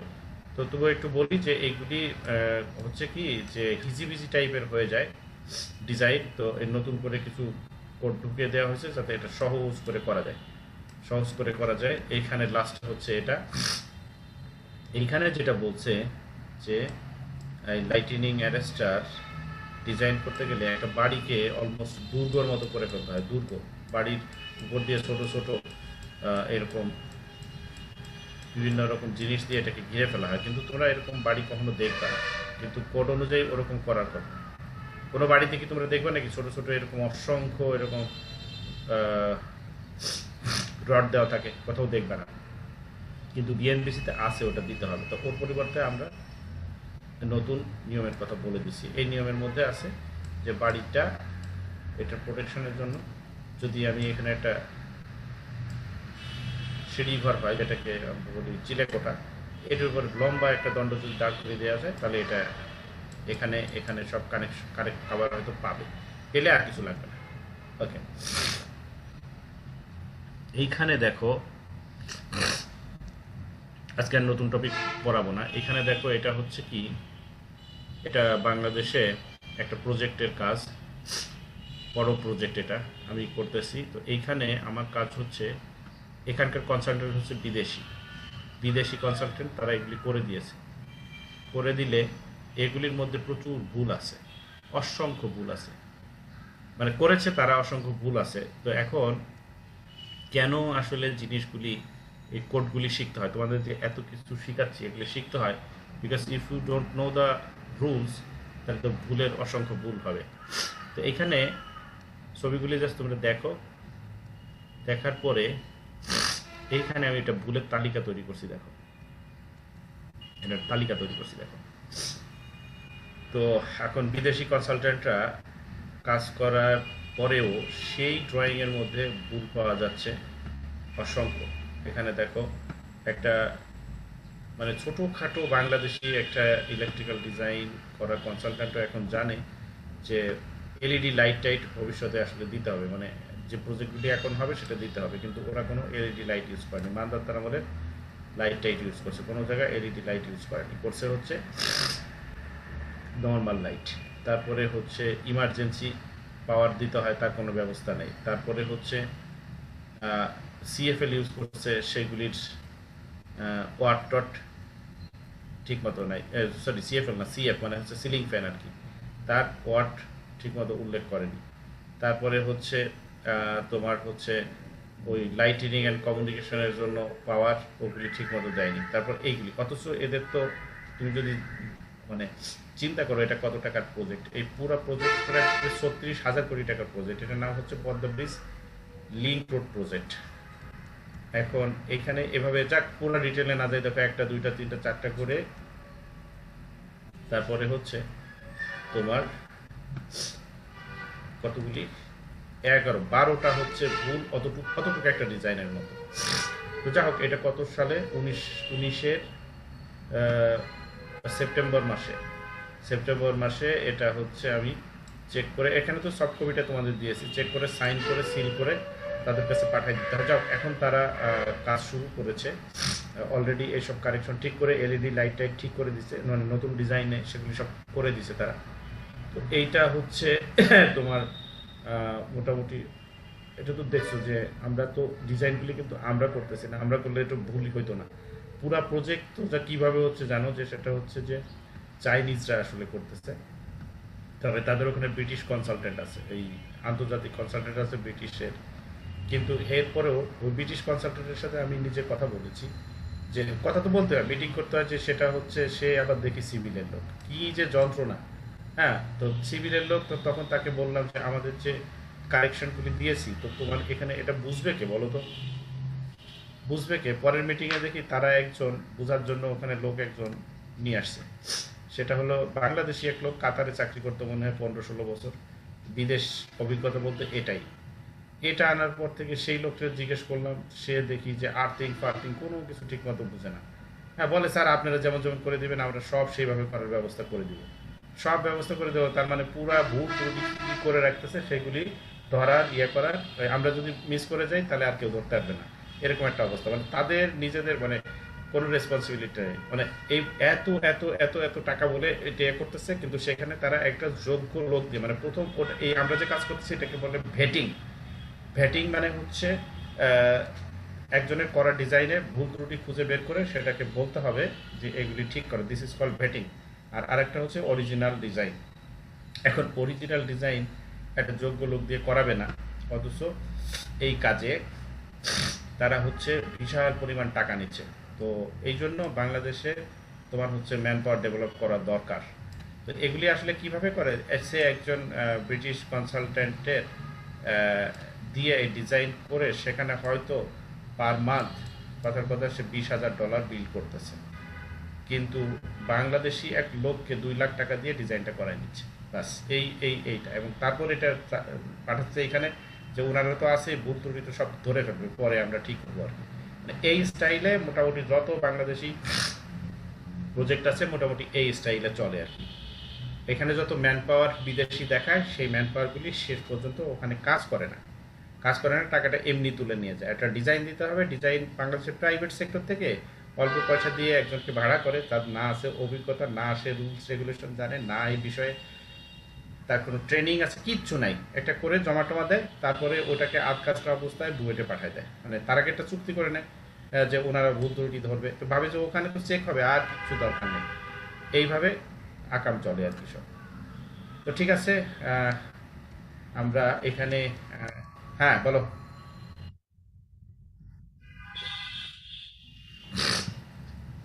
আচ্ছা, এবার তোমাকে সেই কাহিনী বলি। আহ, এইটা হচ্ছে তোমার এই প্রজেক্টের সাথে যারা জড়িত থাকে তারা এইভাবে একটা প্ল্যান করে রাখে যে আমার প্রজেক্ট কস্ট হচ্ছে 36,000 কোটি টাকা, তো এই 36,000 কোটি টাকা থেকে কে কত পার্সেন্ট পাবে ওই জিনিসটা ঠিক করে রাখে। তো এখন ইভেন বিদেশি কনসালটেন্টের সাথে চুক্তি থাকে যে তোমাকে যে মাসে $20,000 করে দিব, তো তুমি হচ্ছে গিয়ে ওখান থেকে এত টাকা আমাকে দিবা। ওইটা কিভাবে দেয়, ওটা মালি অর্ডারিং এর একটা ফর্মুলা আছে আর কি, মানে ও বিলটা তুলে নিয়ে যায় কিন্তু তুলে নিয়ে একে দেয় আর কি অন্য কায়দায়। এখন যখনই বুয়েট ইনভলভ হয়, বুয়েট ইনভলভ হলে ওই যে এটাকে বলে আন্ডার টেবল ডিলিং, এই কাজটা করা যায় না। করা যায় না দেখে এটার সাথে জড়িত লোকজন মোটো বুয়েটকে ইনভলভ করতে রাজি হয় না, মোটো মানে একেবারে না, কোনোভাবেই তারা এটা নিবে না। তারপর যদি বলেন তাহলে স্যার আপনারা ইনভলভ হয়েছেন কিভাবে, ওই গভর্নমেন্টের উঁচু লেভেল থেকে, মানে যারা পলিটিক্যাল লিডার তাদেরকে কোনো কোনো জায়গা থেকে তারা চাপ দেয় যে কোয়ালিটি মনিটর করার জন্য ওদের রাখো। মানে ব্যাপারটা বুঝছো, একটা তো হচ্ছে কোয়ালিটি মনিটরে তো ইনভলভমেন্ট অল্প, মানে তখন অল্প টাকা, আমরা যতটুকু ইনভলভ হয়েছি ততটুকু টাকা আমরা নিচ্ছি, কিন্তু পুরাটা তো over the table, under table dealing. তো মানে এই যে বুঝছো যে বললাম যে ওই এই ফুল প্রজেক্টের সব ডিজাইন তোমার বিদেশি কনসালটেন্ট দিয়ে করাচ্ছে, দেখিয়ে লোকালি এটা সেটা দিয়ে করে অল্প একটু বানিয়ে দিচ্ছে, কিন্তু আমরা যে এই যে সুপারভিশনটা করব, সুপারভিশনের কাজ কখনোই 100% হয় না, এটা তো স্যাম্পল হয়। মনে করো যে এই যে তোমাকে যেটা দেখালাম এটা হলো ওখানে লেখা আছে, দেখো এটা হলো প্রজেক্টের, এই যে এখানে দেখো কোথায় দেখলাম, এই যে এটা হচ্ছে প্রজেক্টের একটা ইঞ্জিনিয়ারের রুম, এটা কোথায় যেন লেখা আছে, এক্সিকিউটিভ ইঞ্জিনিয়ারের রুম মনে হয়, টাইটেলটা গেল কোথায়, এই দেখলাম মিটিং রুম, অ্যাডমিনিস্ট্রেশন রুম, তারপর এই যে ইঞ্জিনিয়ার কী কী লবি টবি আছে। তো এরকম রেল প্রজেক্টের ইয়াগুলি আছে, তোমার হচ্ছে স্টেশনগুলি আছে, স্টেশন বিল্ডিং আছে। একটু মাওয়াটা ঘুরে আসলে দেখবা যে ওখানে মাওয়ায় একটা বড় হচ্ছে, আর এরপরে হচ্ছে গিয়ে ওই পারে একটা হচ্ছে, আর বাঙ্গায় সবচেয়ে বড় হচ্ছে। তো ওখানকার যে তোমার যে বিল্ডিংগুলি আর কি, তো ধরো এগুলির পেছনে তোমার প্রত্যেকটা ডিজাইন চেক করে দেওয়ার মতো ইনভলভমেন্ট আমাদের না, কারণ সেটা করতে গেলে আমার যত ওয়ার্ক আওয়ার লাগবে সেই পরিমাণ পেমেন্ট ওরা করতে রাজি না, ওরা পেমেন্ট করতে রাজি না। তো ওরা পেমেন্ট করতে রাজি না বলে তোমার হচ্ছে কি হয়, তারা হচ্ছে ওই স্যাম্পল করে, সেটা হচ্ছে যে টিপিক্যাল, অর্থাৎ কিনা আপনারা একটা ডিজাইন ধরবেন, ডিজাইন ধরে সেই ডিজাইনের যত ভুল বের করবেন, বাকি ডিজাইনগুলিতে ওই ভুলগুলি আমরা ঠিক করে ফেলবো, এইভাবে আর কি একটা ইয়ে করে। যে তাই করছে, এই যে আমরা বলছি যে এই যে তোমাকে যে তালিকা দেখালাম, এই তালিকা অনুযায়ী এই সিমিলার যত বিল্ডিং আছে সব বিল্ডিংয়ে ওগুলি সব ঠিক করে ফেলেছে। এখন এইখানে ধরো আমাদের যে টাকা দিচ্ছে এই টাকাটা তো পুরাটা ইভেন আমার হাতে দেওয়ার তো উপায় নেই, এগুলি তো বুয়েটের একটা অ্যাকাউন্ট আছে, সেই অ্যাকাউন্টে জমা দিতে হয়। এই টাকার 55% আবার গভর্নমেন্টের কাছেই ফিরে চলে যায়। কিভাবে? এখান থেকে ধরো তোমার হচ্ছে 15% চলে যায় ভ্যাট। ভ্যাট তো জানো যে এনবিআর মানে গভর্নমেন্টের যে আর্নিং সোর্স যেটা ওখানে চলে যায়। 10% যায় আমার ব্যক্তিগত ট্যাক্স হিসাবে, সেটাও গভর্নমেন্টের কাছেই যাচ্ছে, 25% চলে গেল। 25% চলে গেল, অ্যানাদার 30% যায় বুয়েটের কাছে। মানে বুয়েটের কোনো ব্যক্তি পায় না, সেটা জাস্ট একটা প্রতিষ্ঠান হিসেবে বুয়েটের ওখানে যায়। তো বুয়েটের কাছে ওই টাকাটা যাচ্ছে বলেই তো গভর্নমেন্ট যে বুয়েটকে টাকা দেয় সেখানে চাপ কমতেছে, তার মানে ওটাও তো সরকারেরই আসলে, তাই না? জিনিসটা তো কেউ নিতে পারছে না, তো নোবডি। তাহলে তোমার গেল কি, দেখো 55% টাকা গভর্নমেন্টের কাছে ফিরে গেছে, বাকি 45% টাকা এইটার থেকে আমাদের ছাত্রদের হাতে হাতে পকেটে দেওয়া হয় না, তাদের জন্য ফ্যাসিলিটিস ক্রিয়েট করা হয়। যেমন এই যে কোভিডের মধ্যে দেখবা যে নানা রকম লোন ফোন অনেক কিছু দেওয়া হয়েছে, এগুলি কোথা থেকে দেবে? গভর্নমেন্ট টাকা থেকে দিলে তোমরাও পাইতা। গভর্নমেন্ট টাকা থেকে তো এই যে ইউজিসি বলতেছে এনে দিবে, ঘোড়ার ডিম কবে কি করবে, আমরা তো সেদিকে বসে নেই। আমরা তো অলমোস্ট যেই অ্যাপ্লিকেশন করেছে কাউকেই কিন্তু লোন, কিছু জিনিস ফ্রি দেওয়া হয়েছে, অনেক জিনিসই ফ্রি দেওয়া হয়েছে, আবার বড় বড় আইটেমগুলি ইয়ে করা আছে। তো ওখানে একটা ফান্ড আছে, ওইটাতে কর্মচারীদের জন্য প্রায় 12% টাকা খরচ করা হয় ওখান থেকে। কতটুকু থাকতেছে দেখো, বেশি কিন্তু থাকে না। এই 45 থেকে আবার ছাত্র কর্মচারী মিলে আরও তোমার গিয়ে প্রায় 15% চলে যায়, 15-20% চলে যায়। 15% যদি যায় থাকে 30%, ওই 30% যে কজন কাজ করতেছে তাদের মধ্যে ভাগাভাগি হয়, বেশি না। তো তোমার ধরো বুয়েটে একটা কাজ আসলে সেই কাজটা থেকে ওই প্রজেক্টের সাথে জড়িত সরকারি কর্মকর্তারা ওই পায় কম আর কি, সুবিধা পায় না। মানে অন্য জায়গায় হলে ওই বিল ছাড়ানোর আগে তাদের হাত মানে ভরে যায় আর কি নানা রকম উপাচারে, সেই জন্য বুয়েট তারা অ্যাভয়েড করে। আচ্ছা, তারপরে তো আমরা করে পড়ে খেয়ে বেঁচে আছি কিভাবে? যে ধরো 100টা প্রজেক্ট হচ্ছে সরকারের, তো 100টাই আসতে পারতো, 100টা না এসে হয়তো 3টা আসে, তো আমরা ওই 3টা করে খেয়ে পড়ে বেঁচে থাকি আর কি। কথা এই মুহূর্তে আমি রান করতেছি বিসিআইসির সারের গোডাউন প্রজেক্ট। তো সারের গোডাউন প্রজেক্টে অন্যান্য সরকারি প্রজেক্টে যেখানে ওই অফিসারগুলি বিল পাস করানোর জন্যই ওই কন্ট্রাক্টরের কাছ থেকে টাকা নেয়, এইখানে বিলটাই পাস করি আমরা, উল্টা বিলটাই পাস করি আমরা। মানে আমরা ওখানে যখন বিল সাবমিট করে সেই বিলের যে অংশগুলি পাস করে দিই সেই বিলটাই ওরা সার করে, আদার ওই সার করে না। তো এখন তুমি যে এটা শুনতে যত মধুর মতো শুনতেছো, বিষয় কিন্তু আসলে তা না, এর মধ্যে অনেক কিন্তু গরল থাকে। গরলটা হচ্ছে কি, যে অন্যান্য সরকারি প্রজেক্ট শয়তানে চালায় আর এই প্রজেক্ট কি ফেরেস্তায় চালাচ্ছে, এখানকার লোকগুলি এত ভালো হয়ে গেলে কেন? তাহলে সেই কাহিনী শোনো। এইখানকার কন্ট্রাক্টর হচ্ছে আর্মি, এই প্রজেক্টগুলির কন্ট্রাক্টর হচ্ছে আর্মি, মানে আর্মির সংস্থা আর কি, যেটাকে সেনা কল্যাণ বলে। তারা এই প্রজেক্টগুলিতে এই গোডাউন বানিয়ে দিচ্ছে। এখন বিসিআইসির লোকেরা যারা এটার সাথে জড়িত তারা চিন্তা করে দেখছে যে এই আর্মির কাছ থেকে বিল আটকিয়ে তারপরে ওই ঘুষ কি খাওয়া যাবে? এটা তো যাবে না, বরং উল্টা ওরা কাজবাজ করে চলে না গেলে আমি সেটা আদায়ও করতে পারবো না। যখনই আর্মির কাছে এটা প্রজেক্টটা চলে গেছে, টেন্ডার হয়নি, বিনা টেন্ডারে গেছে সরকারের উপর মহলের নির্দেশে, তখন ওরা দেখছে এই প্রজেক্টে কিছু খাওয়াটাও দূরে থাকুক, প্রজেক্টের কাজটা বুঝে পাওয়ার ব্যবস্থাটা করি। তখন তারা বুদ্ধি করে বের করছে তাহলে এক কাজ করি, বুয়েটকে দেই। বুয়েট তো ওদেরও ছাড়বে না, তাই না? যা আছে সেই জিনিস হয়েছে কিনা সেটা না দেখে তো ছাড়বে না, তাহলে ভালো হবে। আর বুয়েট বললে ওরা তখন করবে কি, সে অনুযায়ী করবে, কারণ এটা চাপ তৈরি করতে পারবে না। আমাদের এখানে যেমন ভয় দেখাবে, হ্যাঁ, যে খারাপ সময় আসুক কি আসুক, আর্মি ক্ষমতা আসুক, দেখে নিব, বুয়েটের সাথে ওগুলি করবে না। তো ঘটনা হচ্ছে তাই। এখন হচ্ছে কি, ওই সেনা কল্যাণ যেখানে যে কাজ করে সেই কাজের তারা যে বিল সাবমিট করে, বিলটা আমাদের কাছে চলে আসে, আমরা সাইটে যাই, যে তারপরে ওই অনুযায়ী হয়েছে কিনা, হইলে দেই, না দিলে সেটা আটকাই দিই। এই মুহূর্তে মনে করো জেনারেটর ট্রান্সফরমার বসিয়েছে, সবই বসিয়েছে, কিন্তু আমি 100% বিল না ছেড়ে আমি এক জায়গায় 50%, এক জায়গায় 75% বিল দিয়ে দিছি। 50% আটকানো আছে, অন্য জায়গায় 25% আটকানো আছে। তারা বলছে এগুলি স্যার আমরা সাইটে নিয়ে গেছি, ইনস্টল করছি, দিলেন না কেন? বললাম যে দিলেন না, আপনি সাইটে যে ওখানে কাজ ইনকমপ্লিট পাইছি, কমপ্লিট করেন। ট্রান্সফরমার রুমটা গরম হয়ে যায়, বলছি ওখানে ভেন্টিলেশনের ব্যবস্থা করেন, নাহলে পাবেন না। আর জেনারেটর রুম গরম হয়ে যায়, ট্রান্সফরমার রুম ঠিক আছে কিন্তু কমিশন করেননি, মানে কমিশন হচ্ছে ফুল এটা চালু থাকবে, ফুললি চালু অবস্থায় পাবো। এটা ওই এখন একটু দেখতে চাইলাম যে দেখাইলেন তারপরে আবার বন্ধ করে রাখলে এরকম হবে না, ফুললি কমিশন করার পর 100% বিল পাবেন। এগুলি বিসিআইসির লোক তো করতে পারতো না। তো যেটা হচ্ছে যে ওরকম আর কি, যে কোনো গভর্নমেন্ট প্রতিষ্ঠানে তাদের সাথে যারা জড়িত থাকে তারা প্রজেক্টটা চলে, নিজেরাও সমৃদ্ধ হয়। তো এসব সব প্রজেক্টে যদি বুয়েট যুক্ত হয়, সেটা যুক্ত হলে তাদের সমৃদ্ধি বন্ধ হয়ে যায়। তো সেই জন্য বুয়েট তো নিজের থেকে ইচ্ছা করে চাপ দিয়ে একটা জায়গায় ইনভলভ হতে পারে না। এটা কিভাবে হবে? গভর্নমেন্টের পলিসি লেভেল থেকে যখন চাপ দেয় তখন কেউ কেউ নেয়, যখন আর চাপ কাজ করে না, কোনো কারণে কাজ করে না, তখন আর সেখানে ইনভলভ হয় না। দ্যাট ইজ দ্য ইয়ে আর কি, মানে সার কথাটা হচ্ছে এই আর কি। এই হচ্ছে সার কথা, যে তখন ওই প্রসেস কাজ করে না। যে এটা আমাদেরটা অনেকটা হলো ইয়ের মতো, যে তোমাকে মানে কি বলে যে আগে একটা জিনিস করতে গেলে মানে তাকে মানতে হয়, তো মাতবার আমি আমি বুয়েট কে এখানে ইনভলভ করব, এই সিদ্ধান্তটা যদি না নেয় তাহলে আর কি করে হয়? হবে না তো। তো যেসব জায়গায় হয় সেখানে আমরা আছি, যেসব জায়গায় হয় না ওখানে আমরা ওটার মধ্যে আর এনিওয়ে। আচ্ছা আর কি আছে দেখি আজকে, এক মিনিট। ওরে বাবা, আমি তো মনে করছি আজকে শেষ, কিন্তু এক্সপিরিয়েন্স পরে স্টার্ট বাই, আচ্ছা না এগুলি আজকে শেষ করা যাবে না, কারণ এটা আবার নতুন টপিক।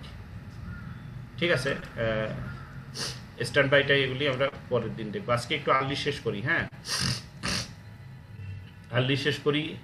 আসলে তোমাদের সত্যি কথা বলতে কি, অ্যাজ এ টিচার কখনো তো আহ, টাকা পয়সা এগুলি আলোচনাই আমরা করি না, শুড নট, কিন্তু আসলে এত প্রজেক্টের সাথে জড়িত থাকি, সেই সব প্রজেক্টের আওয়ারলি পেমেন্ট। আর তোমাদের এখানে তোমাদের ডিপার্টমেন্ট জানে এই কোর্সে আমাকে ইনভলভ করার জন্য কত দফা, তোমাদের গত টার্মে নিয়েছি তার আগে 2 টার্ম কিন্তু ব্যর্থ, মানে ওদিক থেকে চিঠি দেয়, আমি রাজি হই না। পাশের একটা স্লাইড দেখো, এই স্লাইডটা দেখতে পাচ্ছ? এই স্লাইডটা, এই যে এটা দেখতে পাচ্ছ? পাশের স্লাইডটা কি দেখতে, এই স্লাইডে কি লেখা আছে পড়ো।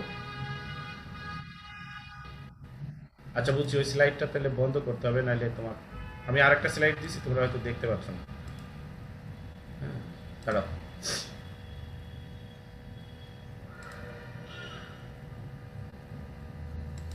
স্টপ শেয়ারিং, হ্যাঁ স্টপ শেয়ারিং করেছি, অন্য স্লাইডটা এটা দেখতে পাচ্ছ? নিশ্চয়ই দেখতে পাচ্ছ, তাই না? জি স্যার।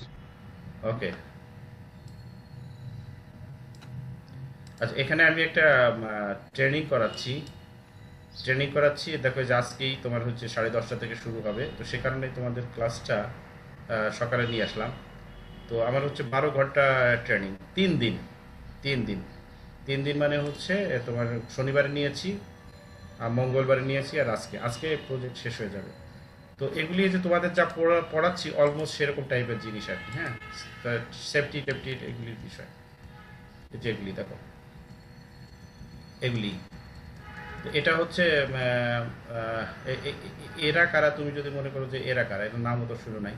এটা হচ্ছে বাংলাদেশের টেলিকম সেক্টরে যে টাওয়ারগুলি থাকে, টেলিকম টাওয়ারের টাওয়ারগুলি মেনটেন করে এরা আর কি। মানে টেলিকমের অপারেটরদের কাছ থেকে এরা সবগুলি নিয়ে নিছে, মানে আলাদা করে এরা ইয়ে করে। এটা মালয়েশিয়ান কোম্পানি, এটা হলো রবি কোম্পানির যে এজিয়াটা আছে ওই কোম্পানির এটা একটা সিস্টেম কনসার্ট আর কি। তো 3 দিনে তোমার হচ্ছে প্রতিদিন 4 ঘন্টা করে তাদের ট্রেনিংটা নিচ্ছি। তো তারা আমাকে পে করেছে হচ্ছে 1,20,000 টাকা, আর তোমাদের এই 6 মাস ধরে পড়াবো, এটাটা হচ্ছে পেমেন্ট হচ্ছে 90,000 টাকা। তো রাজি তো ওই কারণে হয় না, বাংলাদেশের মনে হয় শিক্ষিত মানুষ এটাই জানে যে পাবলিক ইউনিভার্সিটি টিচাররা প্রাইভেট ইউনিভার্সিটিতে পড়িয়ে বিশাল টাকা পয়সা আয় করে। আমি তো অফারের পর অফার শুধু এক হাত দিয়ে ফেলি যে ওগুলি পড়াবো না, কারণ ওগুলিতে যা মানে মানুষ যা ভাবে যে এখান থেকে এত দেয়, তার চেয়ে বহু গুণ টাকা হচ্ছে মাথার ঘিলুটা যদি আমরা আমাদের প্রফেশনাল স্কিলে ব্যয় করি। তাই আমি এরকম অন্তত কারেন্ট 20টা প্রজেক্টে জড়িত, আমি পড়াতেই চাই না, মানে পড়াতে চাই না মানে আবার এটা মনে করো না যে বুয়েটে পড়ে না, বুয়েটের কোর্সের বাইরে কিছু পড়াতে চাই না, কারণ বুয়েটে তো আমি যে লেভেলের টিচার আমাদের তো লোড কম থাকে, এবার সপ্তাহে মাত্র 3 ঘন্টা, ঠিক আছে 3 ঘন্টা। আর হচ্ছে একটা ল্যাব থাকে, আর আমার একটা জুনিয়র টিচারের ল্যাব থাকে প্রায় 5টা থেকে 6টা। তো ওর তো জান শেষ ওই, তো সেসব শেষ তো আমরা করে আসছি, আমরা জুনিয়র অবস্থায় আমরা অনেক ল্যাপটপ নিয়েছি, তো এখন আর ওগুলি নিতে হয় না। বাকি সময় প্রফেশনাল স্কিলটা ডেভেলপ করে এগুলি করার চেষ্টা করতেছি। এখন মানুষ এগুলি জানেই না, তারা মনে করে এই প্রাইভেট ইউনিভার্সিটি বা অন্য অন্য জায়গায় পড়তে হয় বিশাল টাকা। ওটা যদি বিশাল হয়, ওটা যদি বিশাল হয়, ওর চেয়ে 1/4 ভাগ সময় অন্য জায়গায় ব্যয় করলে তারা, ধরুন আমি 3 দিনে যে আয় করবো, তোমার 6 মাসে যদি আমি সেই টাকা তোমার ওখান থেকে পাই, তো তোমার ওখানে আমি রাজি হব কেন? তো তোমাদের হেড স্যার বা অন্যদের কাছে জিজ্ঞেস করো যে 19-19-এ নিলাম, তার আগের বছর 2বার এর আগে ইয়ে করেছে, এবং আমি কিন্তু বিকল্প টিচার দিয়েছিলাম, কারণ সব টিচার আমার মতো প্রফেশনাল কাজে ইনভলভ না। ওকে, আমার সাথে সব কিছু ইনভলভ না, কিছু লোকজন আছে মোটামুটি বেকার জীবন করে, কারণ তারা আহ, অতটা ইঞ্জিনিয়ারিংটা বুঝে না, সত্যি কথা। তো তখন যেটা হয় যে তাদের, আর এই কোর্স, তোমাদের এই কোর্সটা কিন্তু, এটা কিন্তু আসলে একাডেমিক কোর্স না, মানে এই কোর্সটা কিন্তু ব্যাপকভাবে কিন্তু ইঞ্জিনিয়ারিং কোর্স, যার কারণে বুয়েটে কিন্তু এটা নাই, কিন্তু আমরা বলতেছি এটা রাখার জন্য, বলতেছি এটা, বরং এটা রাখে নাই বলেই আমি কিন্তু নানা রকম কোর্স আসলে করাইতে থাকি, যে যে বিভিন্ন সময় প্রোগ্রাম ট্রেনিং এগুলি করাইতে থাকি, কারণ কোর্সটা নাই বলেই। কিন্তু যেটা হচ্ছে যে এই জিনিসটা, যে জিনিস বুয়েটে নাই, এত বছর ধরেই নাই, তো সেই জিনিস সাধারণ শিক্ষকরা যারা শুধু ক্লাসে যায় আর বাসায় আসে, তারা তো এই কোর্সে পড়াতে পারবে না, কারণ এগুলির জন্য কোনো টেক্সট বই পাওয়া যায় না, কিছু পাওয়া যায় না, এই শুধু প্র্যাকটিস করে করে এগুলি জানতে হবে। তো আমার 1 মিনিট, আজকে যখন এই জায়গাটা যখন আমরা ইয়েই শুরু করছি, জাস্ট তোমাদের একটু জাস্ট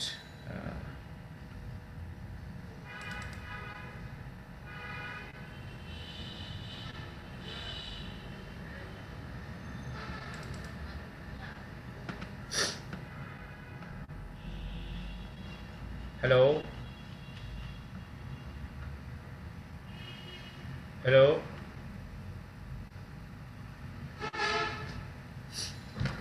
হ্যালো। জি স্যার। শুনতে পাচ্ছি। আচ্ছা, 1 মিনিট, জাস্ট হচ্ছে আর একটা এটা দেখতে পারো, যে আমার কারেন্ট প্রজেক্টগুলি দেখতে পারো, জাস্ট জাস্ট এক নজর দেখো। এটা এমন নয় যে বুয়েটের ইলেকট্রিক্যাল ডিপার্টমেন্টের চলমান প্রজেক্ট, মানে এটা হচ্ছে আবার আমি যেগুলিতে ইনভলভ আছি, বুয়েটের ইলেকট্রিক্যাল ডিপার্টমেন্টের চলমান প্রজেক্ট যোগ করলে আরও অনেক হবে, যেগুলিতে আমি নাই সেগুলির নাম তো আমি দিব না। Padma bridge rail project, coast গার্ডের প্রজেক্ট, ডিজিটাল সিকিউরিটি এজেন্সির প্রজেক্ট, বাংলাদেশ হাইটেক্স, এটা কি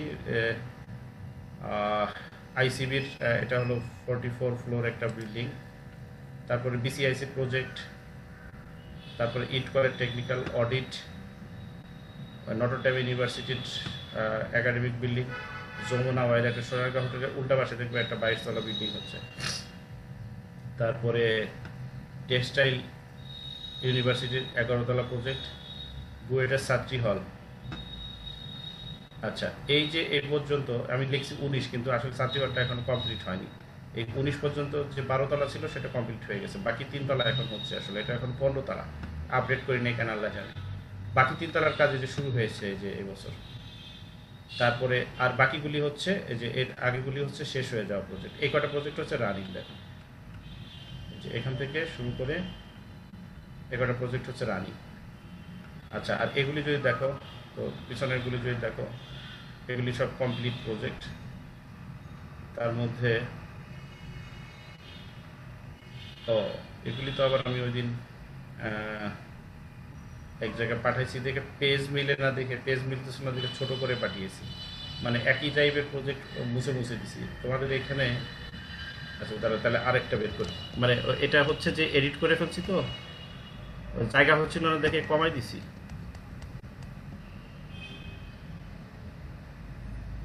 এটা দেখি, এটা কি দেখতে পাচ্ছ? নতুনটা দেখতে পাচ্ছ? এটা দেখালাম তোমাদের ওখানে কিছু কাজ করছিলাম, সেটা দেখতে পারো।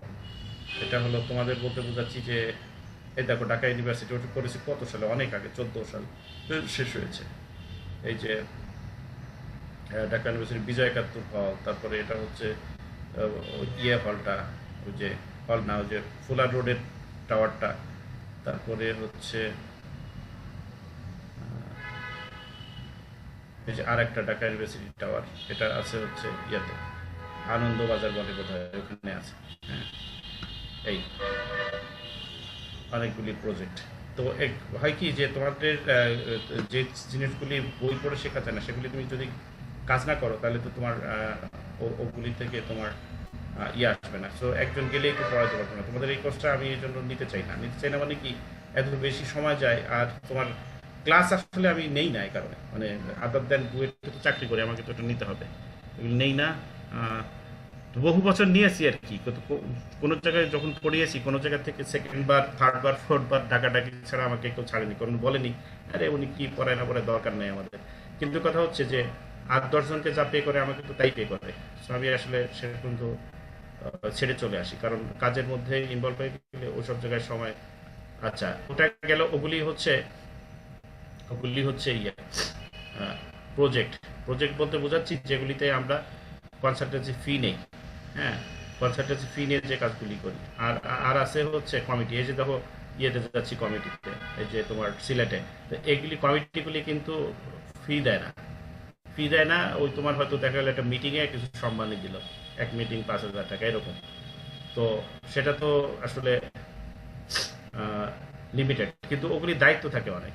এই যে এখানে দেখো এই শুরু হলো কমিটি, ওই যে যেহেতু আপডেট করি নাই দেখো ওইগুলি লিখিনি, কিন্তু এখানে দেখো শেখ হাসিনা ইউনিভার্সিটির হচ্ছে অ্যাডভাইজারি কমিটির মেম্বার আমি।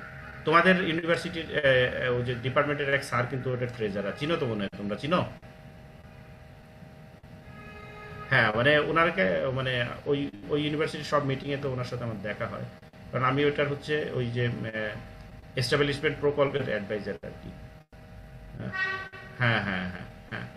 তারপরে তো শুধু একটা না, তো ওই একটা কমিটির মিটিং করতেই ধরো অনেক চাপ পড়ে আর কি। তো দেখো কমিটির পর কমিটি, কমিটির পর কমিটি, এখানে আরো 3টা কমিটি আমি আপডেট করিনি। একটা হলো ওই যে ফায়ার, আর একটা হলো শিক্ষা মন্ত্রণালয়ের তোমার হচ্ছে ওই যে কতজন কম্পিউটার কিনবে সেগুলির প্রজেক্টের জন্য আরেকটা করছে।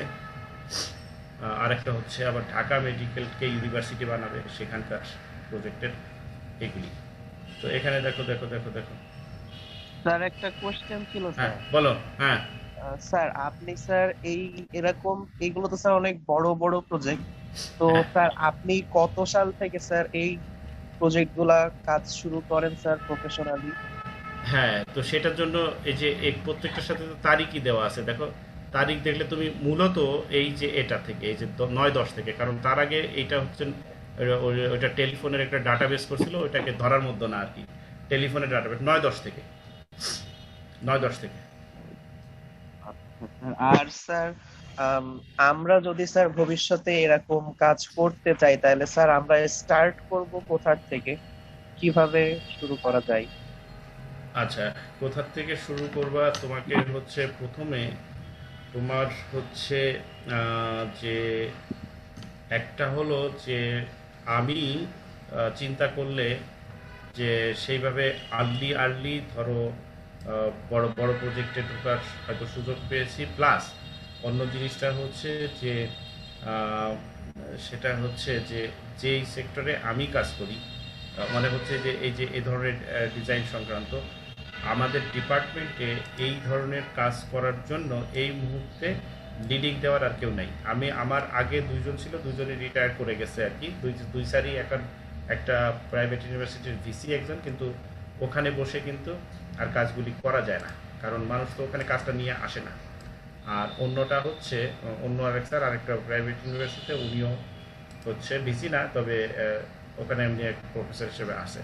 তাহলে এই যে যে ওনাদের গল্প বললাম, সাথে কিন্তু তুমি আরেকটা জিনিস বুঝে গেলা, সেটা হচ্ছে যে এর মধ্যে দুটো জিনিস লাগে। একটা জিনিস হচ্ছে সুযোগ, আরেকটা হচ্ছে যে নলেজ। মানে তুমি জ্ঞান নিয়ে বসে থাকলেও তোমার সুযোগ না হলে এটা হয় না, বুঝছো? সেজন্য সবসময় সব কিছু জ্ঞান দিয়ে চলে না। আবার সুযোগকেও সব সময় কাজে লাগানো যায় না। এই জন্য এটাকে আমি ক্রেডিটও বলবো না, ডিসক্রেডিটও বলবো না। ইনফ্যাক্ট ক্রেডিট নেওয়ার কিছু নাই, কিন্তু ডিসক্রেডিট হয়ে যেতে পারে আর কি। তো সেটা কেন বলছি, যে প্রথমত দেখো, তো ওই যে যে স্যাররা 2জন মোটামুটি কাজটা লিড দিতে পারতো, তো এখন কিন্তু আমি যে সব প্রজেক্ট আছে প্রত্যেকটাই কিন্তু আমার সাথে 3-4 জন আছে। এবং আমি যদি ইয়েতে বলি, তোমার বলি যে বিসিআইসির কথাই যদি বলি, তো বিসিআইসিতে আমার চেয়ে একজন মাত্র জুনিয়র, সেও অ্যাসোসিয়েট প্রফেসর, আমার চেয়ে জুনিয়র, আর বাকি সবগুলি কিন্তু আমার চেয়ে উঁচু পদে বসে রয়েছে, কিন্তু কেউ কিন্তু ওটার লিডার না। তারপরে পদ্মাবেশ লিঙ্ক রোডেও কিন্তু তিনজনই মানে প্রফেসর প্লাস হচ্ছে বয়সে যদি বলো তো মিনিমাম যে উনি হচ্ছে আমার চেয়ে 2 বছরের সিনিয়র, আর বাকি একজন তো প্রায় 10 থেকে 15 বছরের সিনিয়র। তারা থাকা সত্ত্বেও কিন্তু ওগুলির কিন্তু টিম লিডার হচ্ছে আমি। এটা কেন হয়? টিমটা যখন করা হয় ওই টিমের মধ্যে এই সংক্রান্ত কাজের সবচেয়ে নলেজ যার বেশি তাকে অন্যরা আগায় দেয়। কারণ হচ্ছে নাইলে যখন পার্টি থেকে কোয়ারিজ আসবে, প্রশ্নের উত্তর দিতে হবে, তারপরে নেক্সট কাজটা কোন দিকে লিড যাবে সেটাকে যখন ইয়ে করতে হবে, তখন তারা উত্তর দিতে পারে না। তখন যেহেতু বারবার ওই নিচের দিকে তাকাতে হয়, তার চেয়ে ওই মানে যে বেশি কম্পিটেন্ট তাকে লিডার করে দেয়, তাদের চাপ কমে যায়, বুঝছো? যে এটা তো যেটা হচ্ছে যে আমি বলবো যে যেহেতু আমি বুয়েটে আছি, তো কাজগুলি এখানে আসতেছে, এটাকে আমি বলবো হচ্ছে সুযোগ। সো সুযোগটা পাওয়ার একটা বিষয়। আর অন্যটা হচ্ছে যে বাকি আমার মতো এখানকার সমস্ত টিচাররাই এই সুযোগগুলি পাচ্ছে, এভরিবডি। কাজ কিন্তু আমি হাত দিয়ে ধরে নিয়ে আসি না, তো বাকিটা সুযোগ আসছে। কিন্তু এই ধরনের কাজে আমি বলছি যে এই কাজ ছাড়াও কিন্তু আরও অনেক কাজ এই ডিপার্টমেন্টে আছে, তো এই ধরনের কাজে এই সুযোগটা অন্য কেউ কাজে লাগাতে পারছে না, তারা এই জিনিসগুলিতে ইন্টারেস্টেড না। আচ্ছা, আরেকটা জিনিস, তারা কিন্তু আসলে অন্যান্য কাজেও ইন্টারেস্টেড না। তারা আছে হচ্ছে আমাদের ডিপার্টমেন্টে একটা কমিউনিজম চালু হচ্ছে কি, তোমাদের সেই কথাটা আমি বলি নাই। ওই যে অনেক ভাগাভাগির পরে বললাম গভর্নমেন্ট পাইলো এত%, বুয়েট এতটা নিয়ে নিল, বাকিটা টিম মেম্বারদের মধ্যে ভাগ হয়। ওই ভাগটা হয় কিন্তু আবার মেধা, ইনভলভমেন্ট বা এক্সপিরিয়েন্স অনুযায়ী না, ভাগটা হয় কমিউনিজম সিস্টেমে, 3 জন থাকলে 3 ভাগ, 5 জন থাকলে 5 ভাগ। এইটাই আমার কলিগদের এতগুলি লোককে এইভাবে মানে ইয়ে করে রাখছে, তারা তারা সেই সুযোগটাকে মানে নিজেকে সংশ্লিষ্ট বিষয়ের এক্সপার্ট হিসাবে গড়ে তুলতে পারেনি। কি জন্য? দেখো, সে টিমের মধ্যে নাম আছে, আর ধরো যে কিছু গাধা টাইপের টিচার থেকে, যেমন আমি, তো ঠিক আছে এগুলিতে ওই কাজে আছে, তো ও খাটাখাটনি করে উঠাই দিবে, আমরা সাথে থাকলে তো সমান ভাগ পাচ্ছি। এই ভাগের কারণে তাদের কাছে যে এইসব কাজ দিলেও তারা যে সেটাকে লিড দিয়ে করতে পারে না, এই জিনিস তারা ভুলে যায়।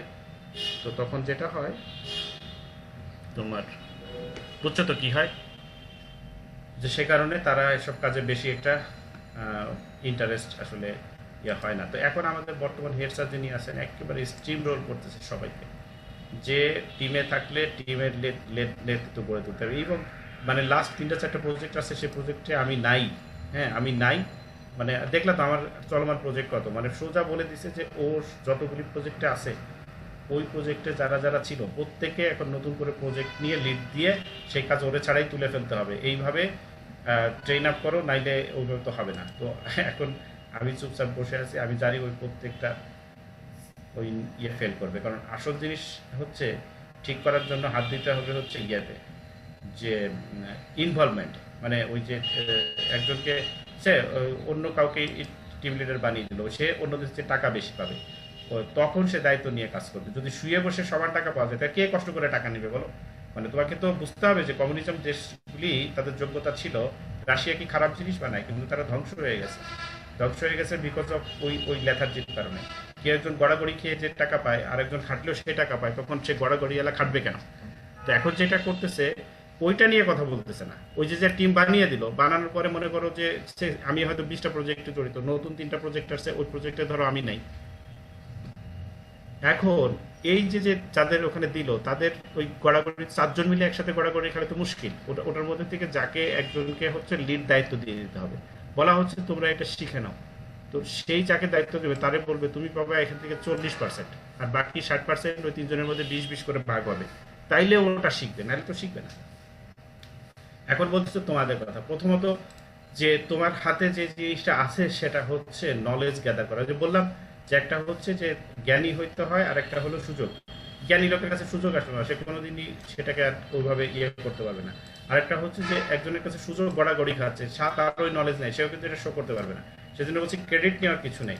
তো তোমাকে যেটা বলতেছি যে এই সংক্রান্ত যে যেখানে যা আছে, মানে যেহেতু তেমন বইপত্রে পাওয়া যায় না, মূলত ওই যে এই আমি যে এগুলি দিচ্ছি শিটগুলি কাছে রাখবা।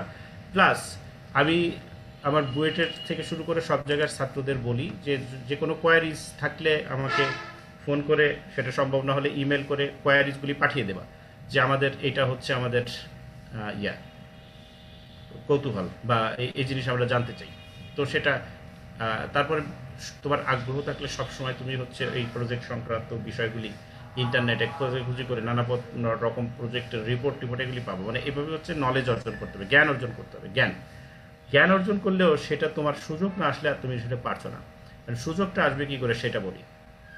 সুযোগ আসার জন্য তোমাকে কোনো না কোনো জায়গায় এসব প্রজেক্টের সাথে যে কোনো লেভেলে তোমাকে হচ্ছে ইনভলভ হতে হবে, যে কোনো লেভেলে ইনভলভ হতে হবে। তো ইনভলভ হওয়ার পরও তুমি এই যে আমরা যেমন এই ডিপার্টমেন্টে থেকে একই সুযোগ সবার কাছে আসছে, কিন্তু সবাই এই জিনিসগুলির মধ্যে পাচ্ছে না। তো এখানে একটা পলিসি ম্যাটারে এটা ধরা হয়ে যাচ্ছে। ওই যে পলিসি ম্যাটার হচ্ছে যে টিমের মধ্যে নাম থাকলেই টাকা পায়, তো সেই জন্য অনেকে এটা শিখে না। কিন্তু তুমি যখন একটা প্রাইভেট কোম্পানিতে কাজ করবা, তো সেখানে কিন্তু ধরো একটা প্রজেক্টে তোমরা 10 ফ্রেন্ড নিয়ে কাজ করলা, এই 10 জনের কাছে সেম সুযোগ আসলেও নিজেকে প্রমাণ করার একটা বিষয় কিন্তু ওখানে আছে, ওই জায়গায় নিজেকে প্রমাণ করার বিষয় আছে। তো নিজেকে প্রমাণ করার যে বিষয় আছে সেটার জন্য আমি একটা ছোট্ট এক্সাম্পল দিব। সেটা হচ্ছে MISC-তে একটা ছেলে ওখান থেকে পাশ করছে আজ থেকে 2 বছর আগে। হ্যাঁ, তো আজ থেকে 2 বছর আগে পাশ করছে সে। তো সে হচ্ছে গিয়ে যেখানে চাকরি করতো, মানে জাস্ট কয়েক মাস আগেও যেখানে চাকরি করতো, তো ওইখানে চাকরি করলে সেখানে তার হয়তো কত 50-60 হাজার টাকা বেতন ছিল। তো এই বেতন তো খুব একটা বেশি না, কারণ বাংলাদেশে এখন পাওয়ার সেক্টরে গভর্নমেন্ট কোম্পানিগুলিতে অ্যাসিস্ট্যান্ট ইঞ্জিনিয়ার হিসেবে ঢুকতে পারলেই অনেক বেতন, এই বেতন হচ্ছে অনেক বেতন। সেখানে ধরা হয় যে প্রাইভেট সেক্টরে হচ্ছে গভর্নমেন্ট সেক্টরের থেকে বেতন বেশি হবে, কারণ গভর্নমেন্ট সেক্টরে এর আদার্স বেনিফিট থাকে, মানে বৈধ বেনিফিট, আমি ঘুষ টুস খাওয়ার কথা বলতেছি না, বৈধ বেনিফিট গভর্নমেন্ট সেক্টরে বেশি থাকে। তাহলে সেই কারণে যেটা হওয়া উচিত যে বেশি বেতন হওয়া উচিত, অথচ ও পাইতো হচ্ছে 60-70 হাজার টাকা। কিন্তু সেখানে সে তার আর কি মানে ক্যাপাবিলিটি শো করার কিছু সুযোগ ছিল, তো সেই কানেকশনটা দিয়ে তারপরে এয়ারপোর্টে এই ইলেকট্রিক্যালের কাজ এক্সটেনশন হচ্ছে, কনস্ট্রাকশন হচ্ছে, সিভিলেরও আছে ওখানে। তো ওই জায়গায় সে সুযোগ পেয়ে গেছে কয় মাস আগে, সেখানে সে চলে গেছে, তার বেতন হচ্ছে 2 লাখ টাকা। তো বাংলাদেশে 5 লাখ টাকা 10 লাখ টাকা আরও বেশি বেতনেও মানুষ চাকরি করে, কিন্তু একেবারে ইয়াংদের জন্য এটা হচ্ছে একটা ভালো এক্সাম্পল। কিন্তু ওখানে তার মারাত্মক খাটাখাটনি, মানে এত বেশি দৌড়াদৌড়ি করতে হয় যে ওইভাবে দৌড়িয়ে জীবন পার করা মুশকিল। কিন্তু সে এখন ঠিক করছে যে এখনই তো খাটার সময়, মানে বয়সটা তো সেরকম আছে, তো দরকার 3-4 বছর খাটবে, ঠিক কেটে অনেক টাকা জমে যাবে, তারপর নাইলে একটু রিল্যাক্স করার চাকরি সে করবে আর কি। তো সেটা হচ্ছে যে তোমাকে অনেক কথা বললাম, সার কথাটা হচ্ছে এটা যে সুযোগ এবং যোগ্যতা দুটো দরকার। তারপরে যেটা যেখানে যেইভাবে কাজে লাগে, অনেক সময় সুযোগ গড়াগড়ি যাবে, যোগ্যতা নাই দেখে তখন সেটা ধরা যায় না। আরেকটা হচ্ছে যোগ্যতা নিয়ে মানুষ বসে আছে, সেখানে আর সুযোগ আসে না, এরকমও হয়। এর মাঝে ফাঁকফুক দিয়ে আর কি। আর যোগ্যতা নামক জিনিসটাও এটা নানা পদের হয়, শুধু শিক্ষাগত যোগ্যতা, প্রফেশনাল যোগ্যতা এগুলি না, মনুষ্যগত যোগ্যতাও লাগে, এবং সেগুলিও অনেক সময় লাইফে মানে হ্যাপি হওয়ার জন্য, সেটা যদি বলো মানসিক শান্তি বা আর্নিং, সব কিছুতেই কিন্তু অনেক সময়গুলি লাগে। কারণ আর্নিং যদি তুমি বলো যে তুমি একটা চাকরি করো, আমরা যেমন করি, তার বাইরে আমরা আয় করতে গেলে আমাদের প্রজেক্টে ঢুকতে হয়, এগুলির সাথে মানুষের সাথে ভালো ব্যবহার করার একটা বিষয় আছে। অন্য যারা কাজ করতেছে তারা তো দায় ঠাকা বা আমাদের অধীনস্থ কেউ না, তারা অন্যান্য প্রজেক্টে আছে, সেখান থেকে কিন্তু সার্ভিস নিতে এসে তারা যদি ভালো ব্যবহারটা না পায়, তো এগুলিও কিন্তু মানুষের অনেক বেশি কাজ করে আর কি। যে তোমাকে সব ধরনের, মানে শুধু শিক্ষা বা সুযোগ তা না, নিজের যে হিউম্যান বিইংটা, সে তাকেও এনরিচ করার বিষয় আছে। তো যাই হোক, তোমরা এখন 3rd ইয়ারে পড়ো, 4th ইয়ার পড়বা, তারপরে চাকরি করবা, কোথায় কি চাকরিতে ঢুকবা জানি না, যেখানেই ঢুকবা মনে রাখতে হবে যে প্রথমত নিজের নলেজটা থাকতে হবে, দ্বিতীয়ত সেটা থাকলেই তুমি সেটা পারবে না যদি না তোমার সুযোগ আছে, আর যখন সুযোগ আছে তখন যেন নলেজের অভাবে সেটা যেন ধরা না খেয়ে যায়, সেজন্য যেটা করবো ওই সংক্রান্ত নলেজটা গ্যাদার করবা আর কি। মানে যেই কাজটা করবো, যেখানে গেছো তো তুমি হয়তো আন্ডারগ্রেডে অনেক কিছু শিখলা, কিন্তু কাজ করতে যেয়ে দেখলে এগুলি যথেষ্ট না। আবার এখানকার অনেক কিছু কাজেই লাগবে না। তো যেটা লাগবে ওই জিনিসটাকে ধারালোভাবে, মানে চোখ কান খোলা রেখে সেই জিনিসটা শেখা এবং সুযোগ আছে সেটাকে কাজে লাগানো। এই হচ্ছে মোটামুটি। হ্যাপি? হ্যালো? জি স্যার। ওকে, আর প্রশ্ন আছে?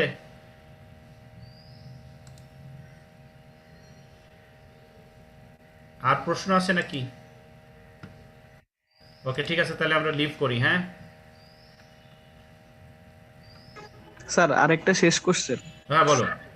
স্যার আমাদের তো আইবি মানে আইবি তো আমাদের এখনো দেয় না, তো স্যার ওইটা মানে কতটুকু প্রবলেম করে জব ক্ষেত্রে? আচ্ছা, স্যার আইবি সার্টিফাইড না আর কি। হ্যাঁ, জব ক্ষেত্রে প্রবলেম হচ্ছে যে বাংলাদেশে এই সংক্রান্ত আইন নাই। আইন যেটা আছে সেটা হচ্ছে আইবির নিজস্ব আইন। হ্যাঁ, তো আইবির নিজস্ব আইন, তো সেই জন্য ওটা নিয়ে এখনো ভয় পাওয়ার কিছু নাই। তোমাদের হচ্ছে লেগে থাকতে হবে, পার্সু করতে হবে, তাতেই হয়ে যাবে। মানে জব ক্ষেত্রে এটা হ্যাম্পার করছে না মূলত, যে এইটা হচ্ছে গভর্নমেন্টের এই সংক্রান্ত আইন নাই। হ্যাঁ, গভর্নমেন্টের আইন না থাকলে তোমাকে ঠেকাবে কে? গভর্নমেন্টেরই তো আইন নেই। গভর্নমেন্টের আইন না নাই, কিন্তু আসলে আমাদের তো যে আবার মারা গেল, তো জামিলুর রেজা স্যার, তো আসলে এই গভর্নমেন্টের এইসব আইন টাইন করার জন্য স্যার আসলে লেগেছিল। তো এখন স্যার যে মারা গেল, এখন এটা কতদূর কি হয়। আর তোমার এটা নাই, এটা পাবলিক ইউনিভার্সিটি, এটা না আজ নাই কাল হয়ে যাবে, ওটা আসলে চিন্তার বিষয় না। কিন্তু হচ্ছে গভর্নমেন্টের আইনটা হওয়া দরকার। হ্যাঁ, আইনটা না হলে তো মুশকিল আছে আর কি। মুশকিল আছে, সেই মুশকিল নাহলে আরেকদিন আলাপ করবো। আইনটা হওয়া দরকার। এখন আইন করতে গেলে যে সমস্যা, যেটা যে কোডের কথা দেখলাম, দেখো সেই কোডটা কিন্তু আর হয়নি। কোডটা কিন্তু আর হয়নি, তো এটার জন্য আসলে যেটা দরকার, যে গভর্নমেন্ট এগুলি করতে চায় না, তো তো সেই জন্য এটাকে গভর্নমেন্টকে দিয়ে করাইতে গেলে গভর্নমেন্টের আস্থাভাজন লোক দরকার। তো জামিলুর রেজা স্যার হচ্ছে গভর্নমেন্টের আস্থাভাজন, কারণ উনি শুধু নিজে যোগ্য না, উনি হচ্ছে এই গভর্নমেন্টের একজন আস্থাভাজন লোক। ওনার পুরস্কারগুলি দেখলেই তো হয়, নিজের তো মেধা মনন আছে, তাছাড়া দেখবে যে 21 পদক পাইছে। তারপরে হচ্ছে মানে এগুলি তো গভর্নমেন্ট দেয় আর কি, তো ওগুলি তো আস্থাভাজন লোক ছাড়া তো শুধু তো মেধা দেখে দেয় না, ওগুলি ওগুলি তো আস্থা লাগে আর কি। মানে গভর্নমেন্ট যাদের আস্থাভাজন মনে করে না, তাদের ওটা দেয় না। সো উনি তো ওনার যা যোগ্যতা একাডেমিশিয়ান হিসাবে বা একজন সেভাবে ভালো ইঞ্জিনিয়ার হিসেবে, সেটা তো আছেই। তার বাইরে এই যে তারপর তত্ত্বাবধায়ক সরকারের যে উনি যে উপদেষ্টা ছিল, তাহলে তুমি চিন্তা করো যে সেই সময় তো আর গভর্নমেন্ট বলতে যদি আমরা আওয়ামী লীগ বা বিএনপি বলি, সেই সময় তো ওটা কাজ করে না। তো সেটা তখন সাধারণত প্রধান উপদেষ্টা যে থাকে, তো সে আসলে বাকি উপদেষ্টাদের সিলেক্ট করে। তো তাহলে তো উনি আসলে একজন সজ্জন হিসেবেও কিন্তু সমাজে পরিচিত, আদারওয়াইজ ওখানে তো ওনাকে নিত না। কারণ যদি মনে করতো যে না, অমুক পার্টি বা অমুক গভর্নমেন্টের পছন্দের পাত্র, তো এই যে ওনার মতো লোকই লেগে থেকে এটা করতে পারলো না, তো এখন এটা আর কিভাবে হবে কে জানে। তো সেই আইনটা যখন হয়ে যাবে, তখন তোমার হচ্ছে যাদের অ্যাক্রিডিটেশন নাই, তখন তাদের একটু সমস্যা হবে। আর অ্যাক্রিডিটেশনের কথা যদি বলো, তাহলে বুয়েটেরও নাই এবং কোনো পাবলিক ইউনিভার্সিটিরই আসলে অ্যাক্রিডিটেশন নাই। হ্যাঁ, অ্যাক্রিডিটেশন নাই। আর প্রাইভেট ইউনিভার্সিটিগুলি যে আছে, সেটা হলো গিয়ে আইবির মেম্বার হওয়ার জন্য তাদের অ্যাক্রিডিটেশন আছে। তো যেটা হচ্ছে যে, অর্থাৎ কথাটা এরকম যে পাবলিক ইউনিভার্সিটিগুলি আইবিতে মেম্বার হতে পারে সরাসরি, আর প্রাইভেট ইউনিভার্সিটি সরাসরি পারে না। পাবলিকটা সরাসরি পারে, প্রাইভেটগুলি পারে না বলে তারা বাধ্য হয়ে অ্যাক্রিডিটেশন করতেছে।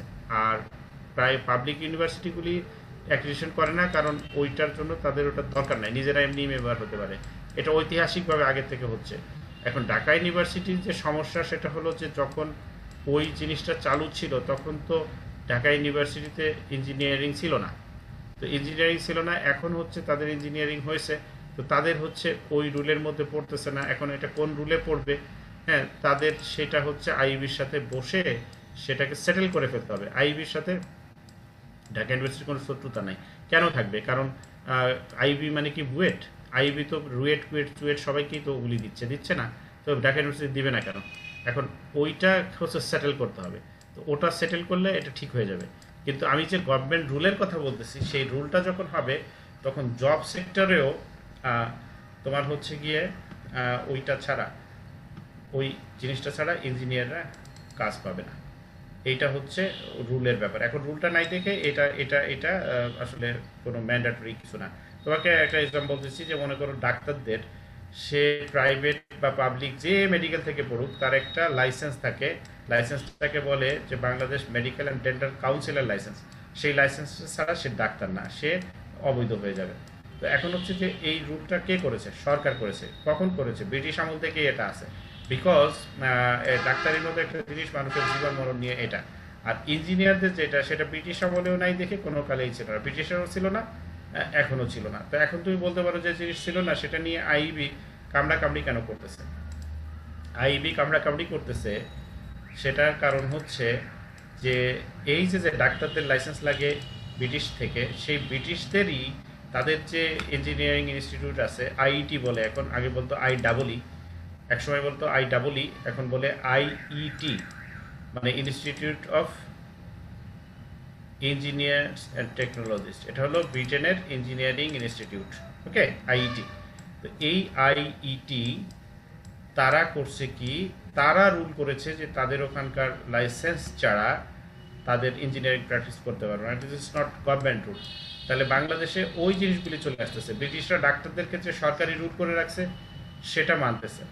আর হচ্ছে যে ইঞ্জিনিয়ারিং ক্ষেত্রে সরকার রুল করেনি, হ্যাঁ, তাদের হচ্ছে যে ইঞ্জিনিয়ার্সের ইনস্টিটিউট করে। তো বাংলাদেশেও তাই চালু আছে। একই জিনিস ইন্ডিয়ায় চালু আছে, সিঙ্গাপুরে চালু আছে এবং অস্ট্রেলিয়ায় চালু আছে। অর্থাৎ যে সমস্ত প্রতিষ্ঠান ব্রিটিশ প্রভাবিত, সেই সমস্ত প্রতিষ্ঠানে তোমার হচ্ছে ওইটাই চালু আছে। মানে ইঞ্জিনিয়ারদের লাইসেন্স গভর্নমেন্টের কোনো রুলে হয় না, এটা হয় অ্যাসোসিয়েশনের রুলে। কিন্তু ইন্টারেস্টিং ব্যাপার হচ্ছে সারা দুনিয়ায় ওটা আছে, ওটা ছাড়া হয় না। তো এই জন্য বাংলাদেশে ওটা নাই, মানে ব্রিটিশ স্টাইলে আলাদা করে নাই, যা আছে যে ইয়ের কাছে আছে, আইবির কাছে আছে। তো সেই জন্য আইবিকে এটা নিয়ে দোষ দেওয়া যায় না, এটা তো ওল্ড ট্র্যাডিশন। এখন বাংলাদেশের সমস্যা হয়েছে, বাংলাদেশের মানুষ এত খারাপ যে তারা হচ্ছে গিয়ে মেয়ে বিয়ে দেওয়ার আগে সরকারি চাকরি করে কিনা সেটা খুঁজে। তাইলে যে রুলটা করছে, রুলটা সরকার করছে না আইবি করছে, ওটা খুঁজবে না, ওটাও তো খুঁজে। যেহেতু সরকারি আইন না ওটা, সেজন্য ওটার দাম দিতে চায় না। কিন্তু সারা দুনিয়ায় ওটা ইঞ্জিনিয়ারদের ক্ষেত্রে যেটা, সেটা কোথাও সরকারি আইন না। কিন্তু সরকার আবার ওই আইনটা খুব গুরুত্ব দেয়। ওরা সরকার বলছে কি যে আমি আইন করে ম্যান্ডেটরি করব না, কিন্তু এই যে প্রফেশনাল মেম্বারশিপের যে রিকোয়ারমেন্টটা, এই রিকোয়ারমেন্টটাকে তারা দেয়, কারণ নিরাপত্তার জন্য এটা জড়িত আর কি। ডিজাইন করার পারমিশন একজন পাবে কি পাবে না, তো ওইভাবে। তার মানে এটা অনেকটা, তোমাদের যদি আরো ভালো করে আমি বুঝাই বলতে পারি, যে এটা অনেকটা ইসের মতো, যে মনে করো যে একটা গাড়ির লাইসেন্স লাগবে। এখন এই গাড়ির লাইসেন্স এখন বাংলাদেশের সরকারি প্রতিষ্ঠান দেয়। কে দেয়? বিআরটিএ।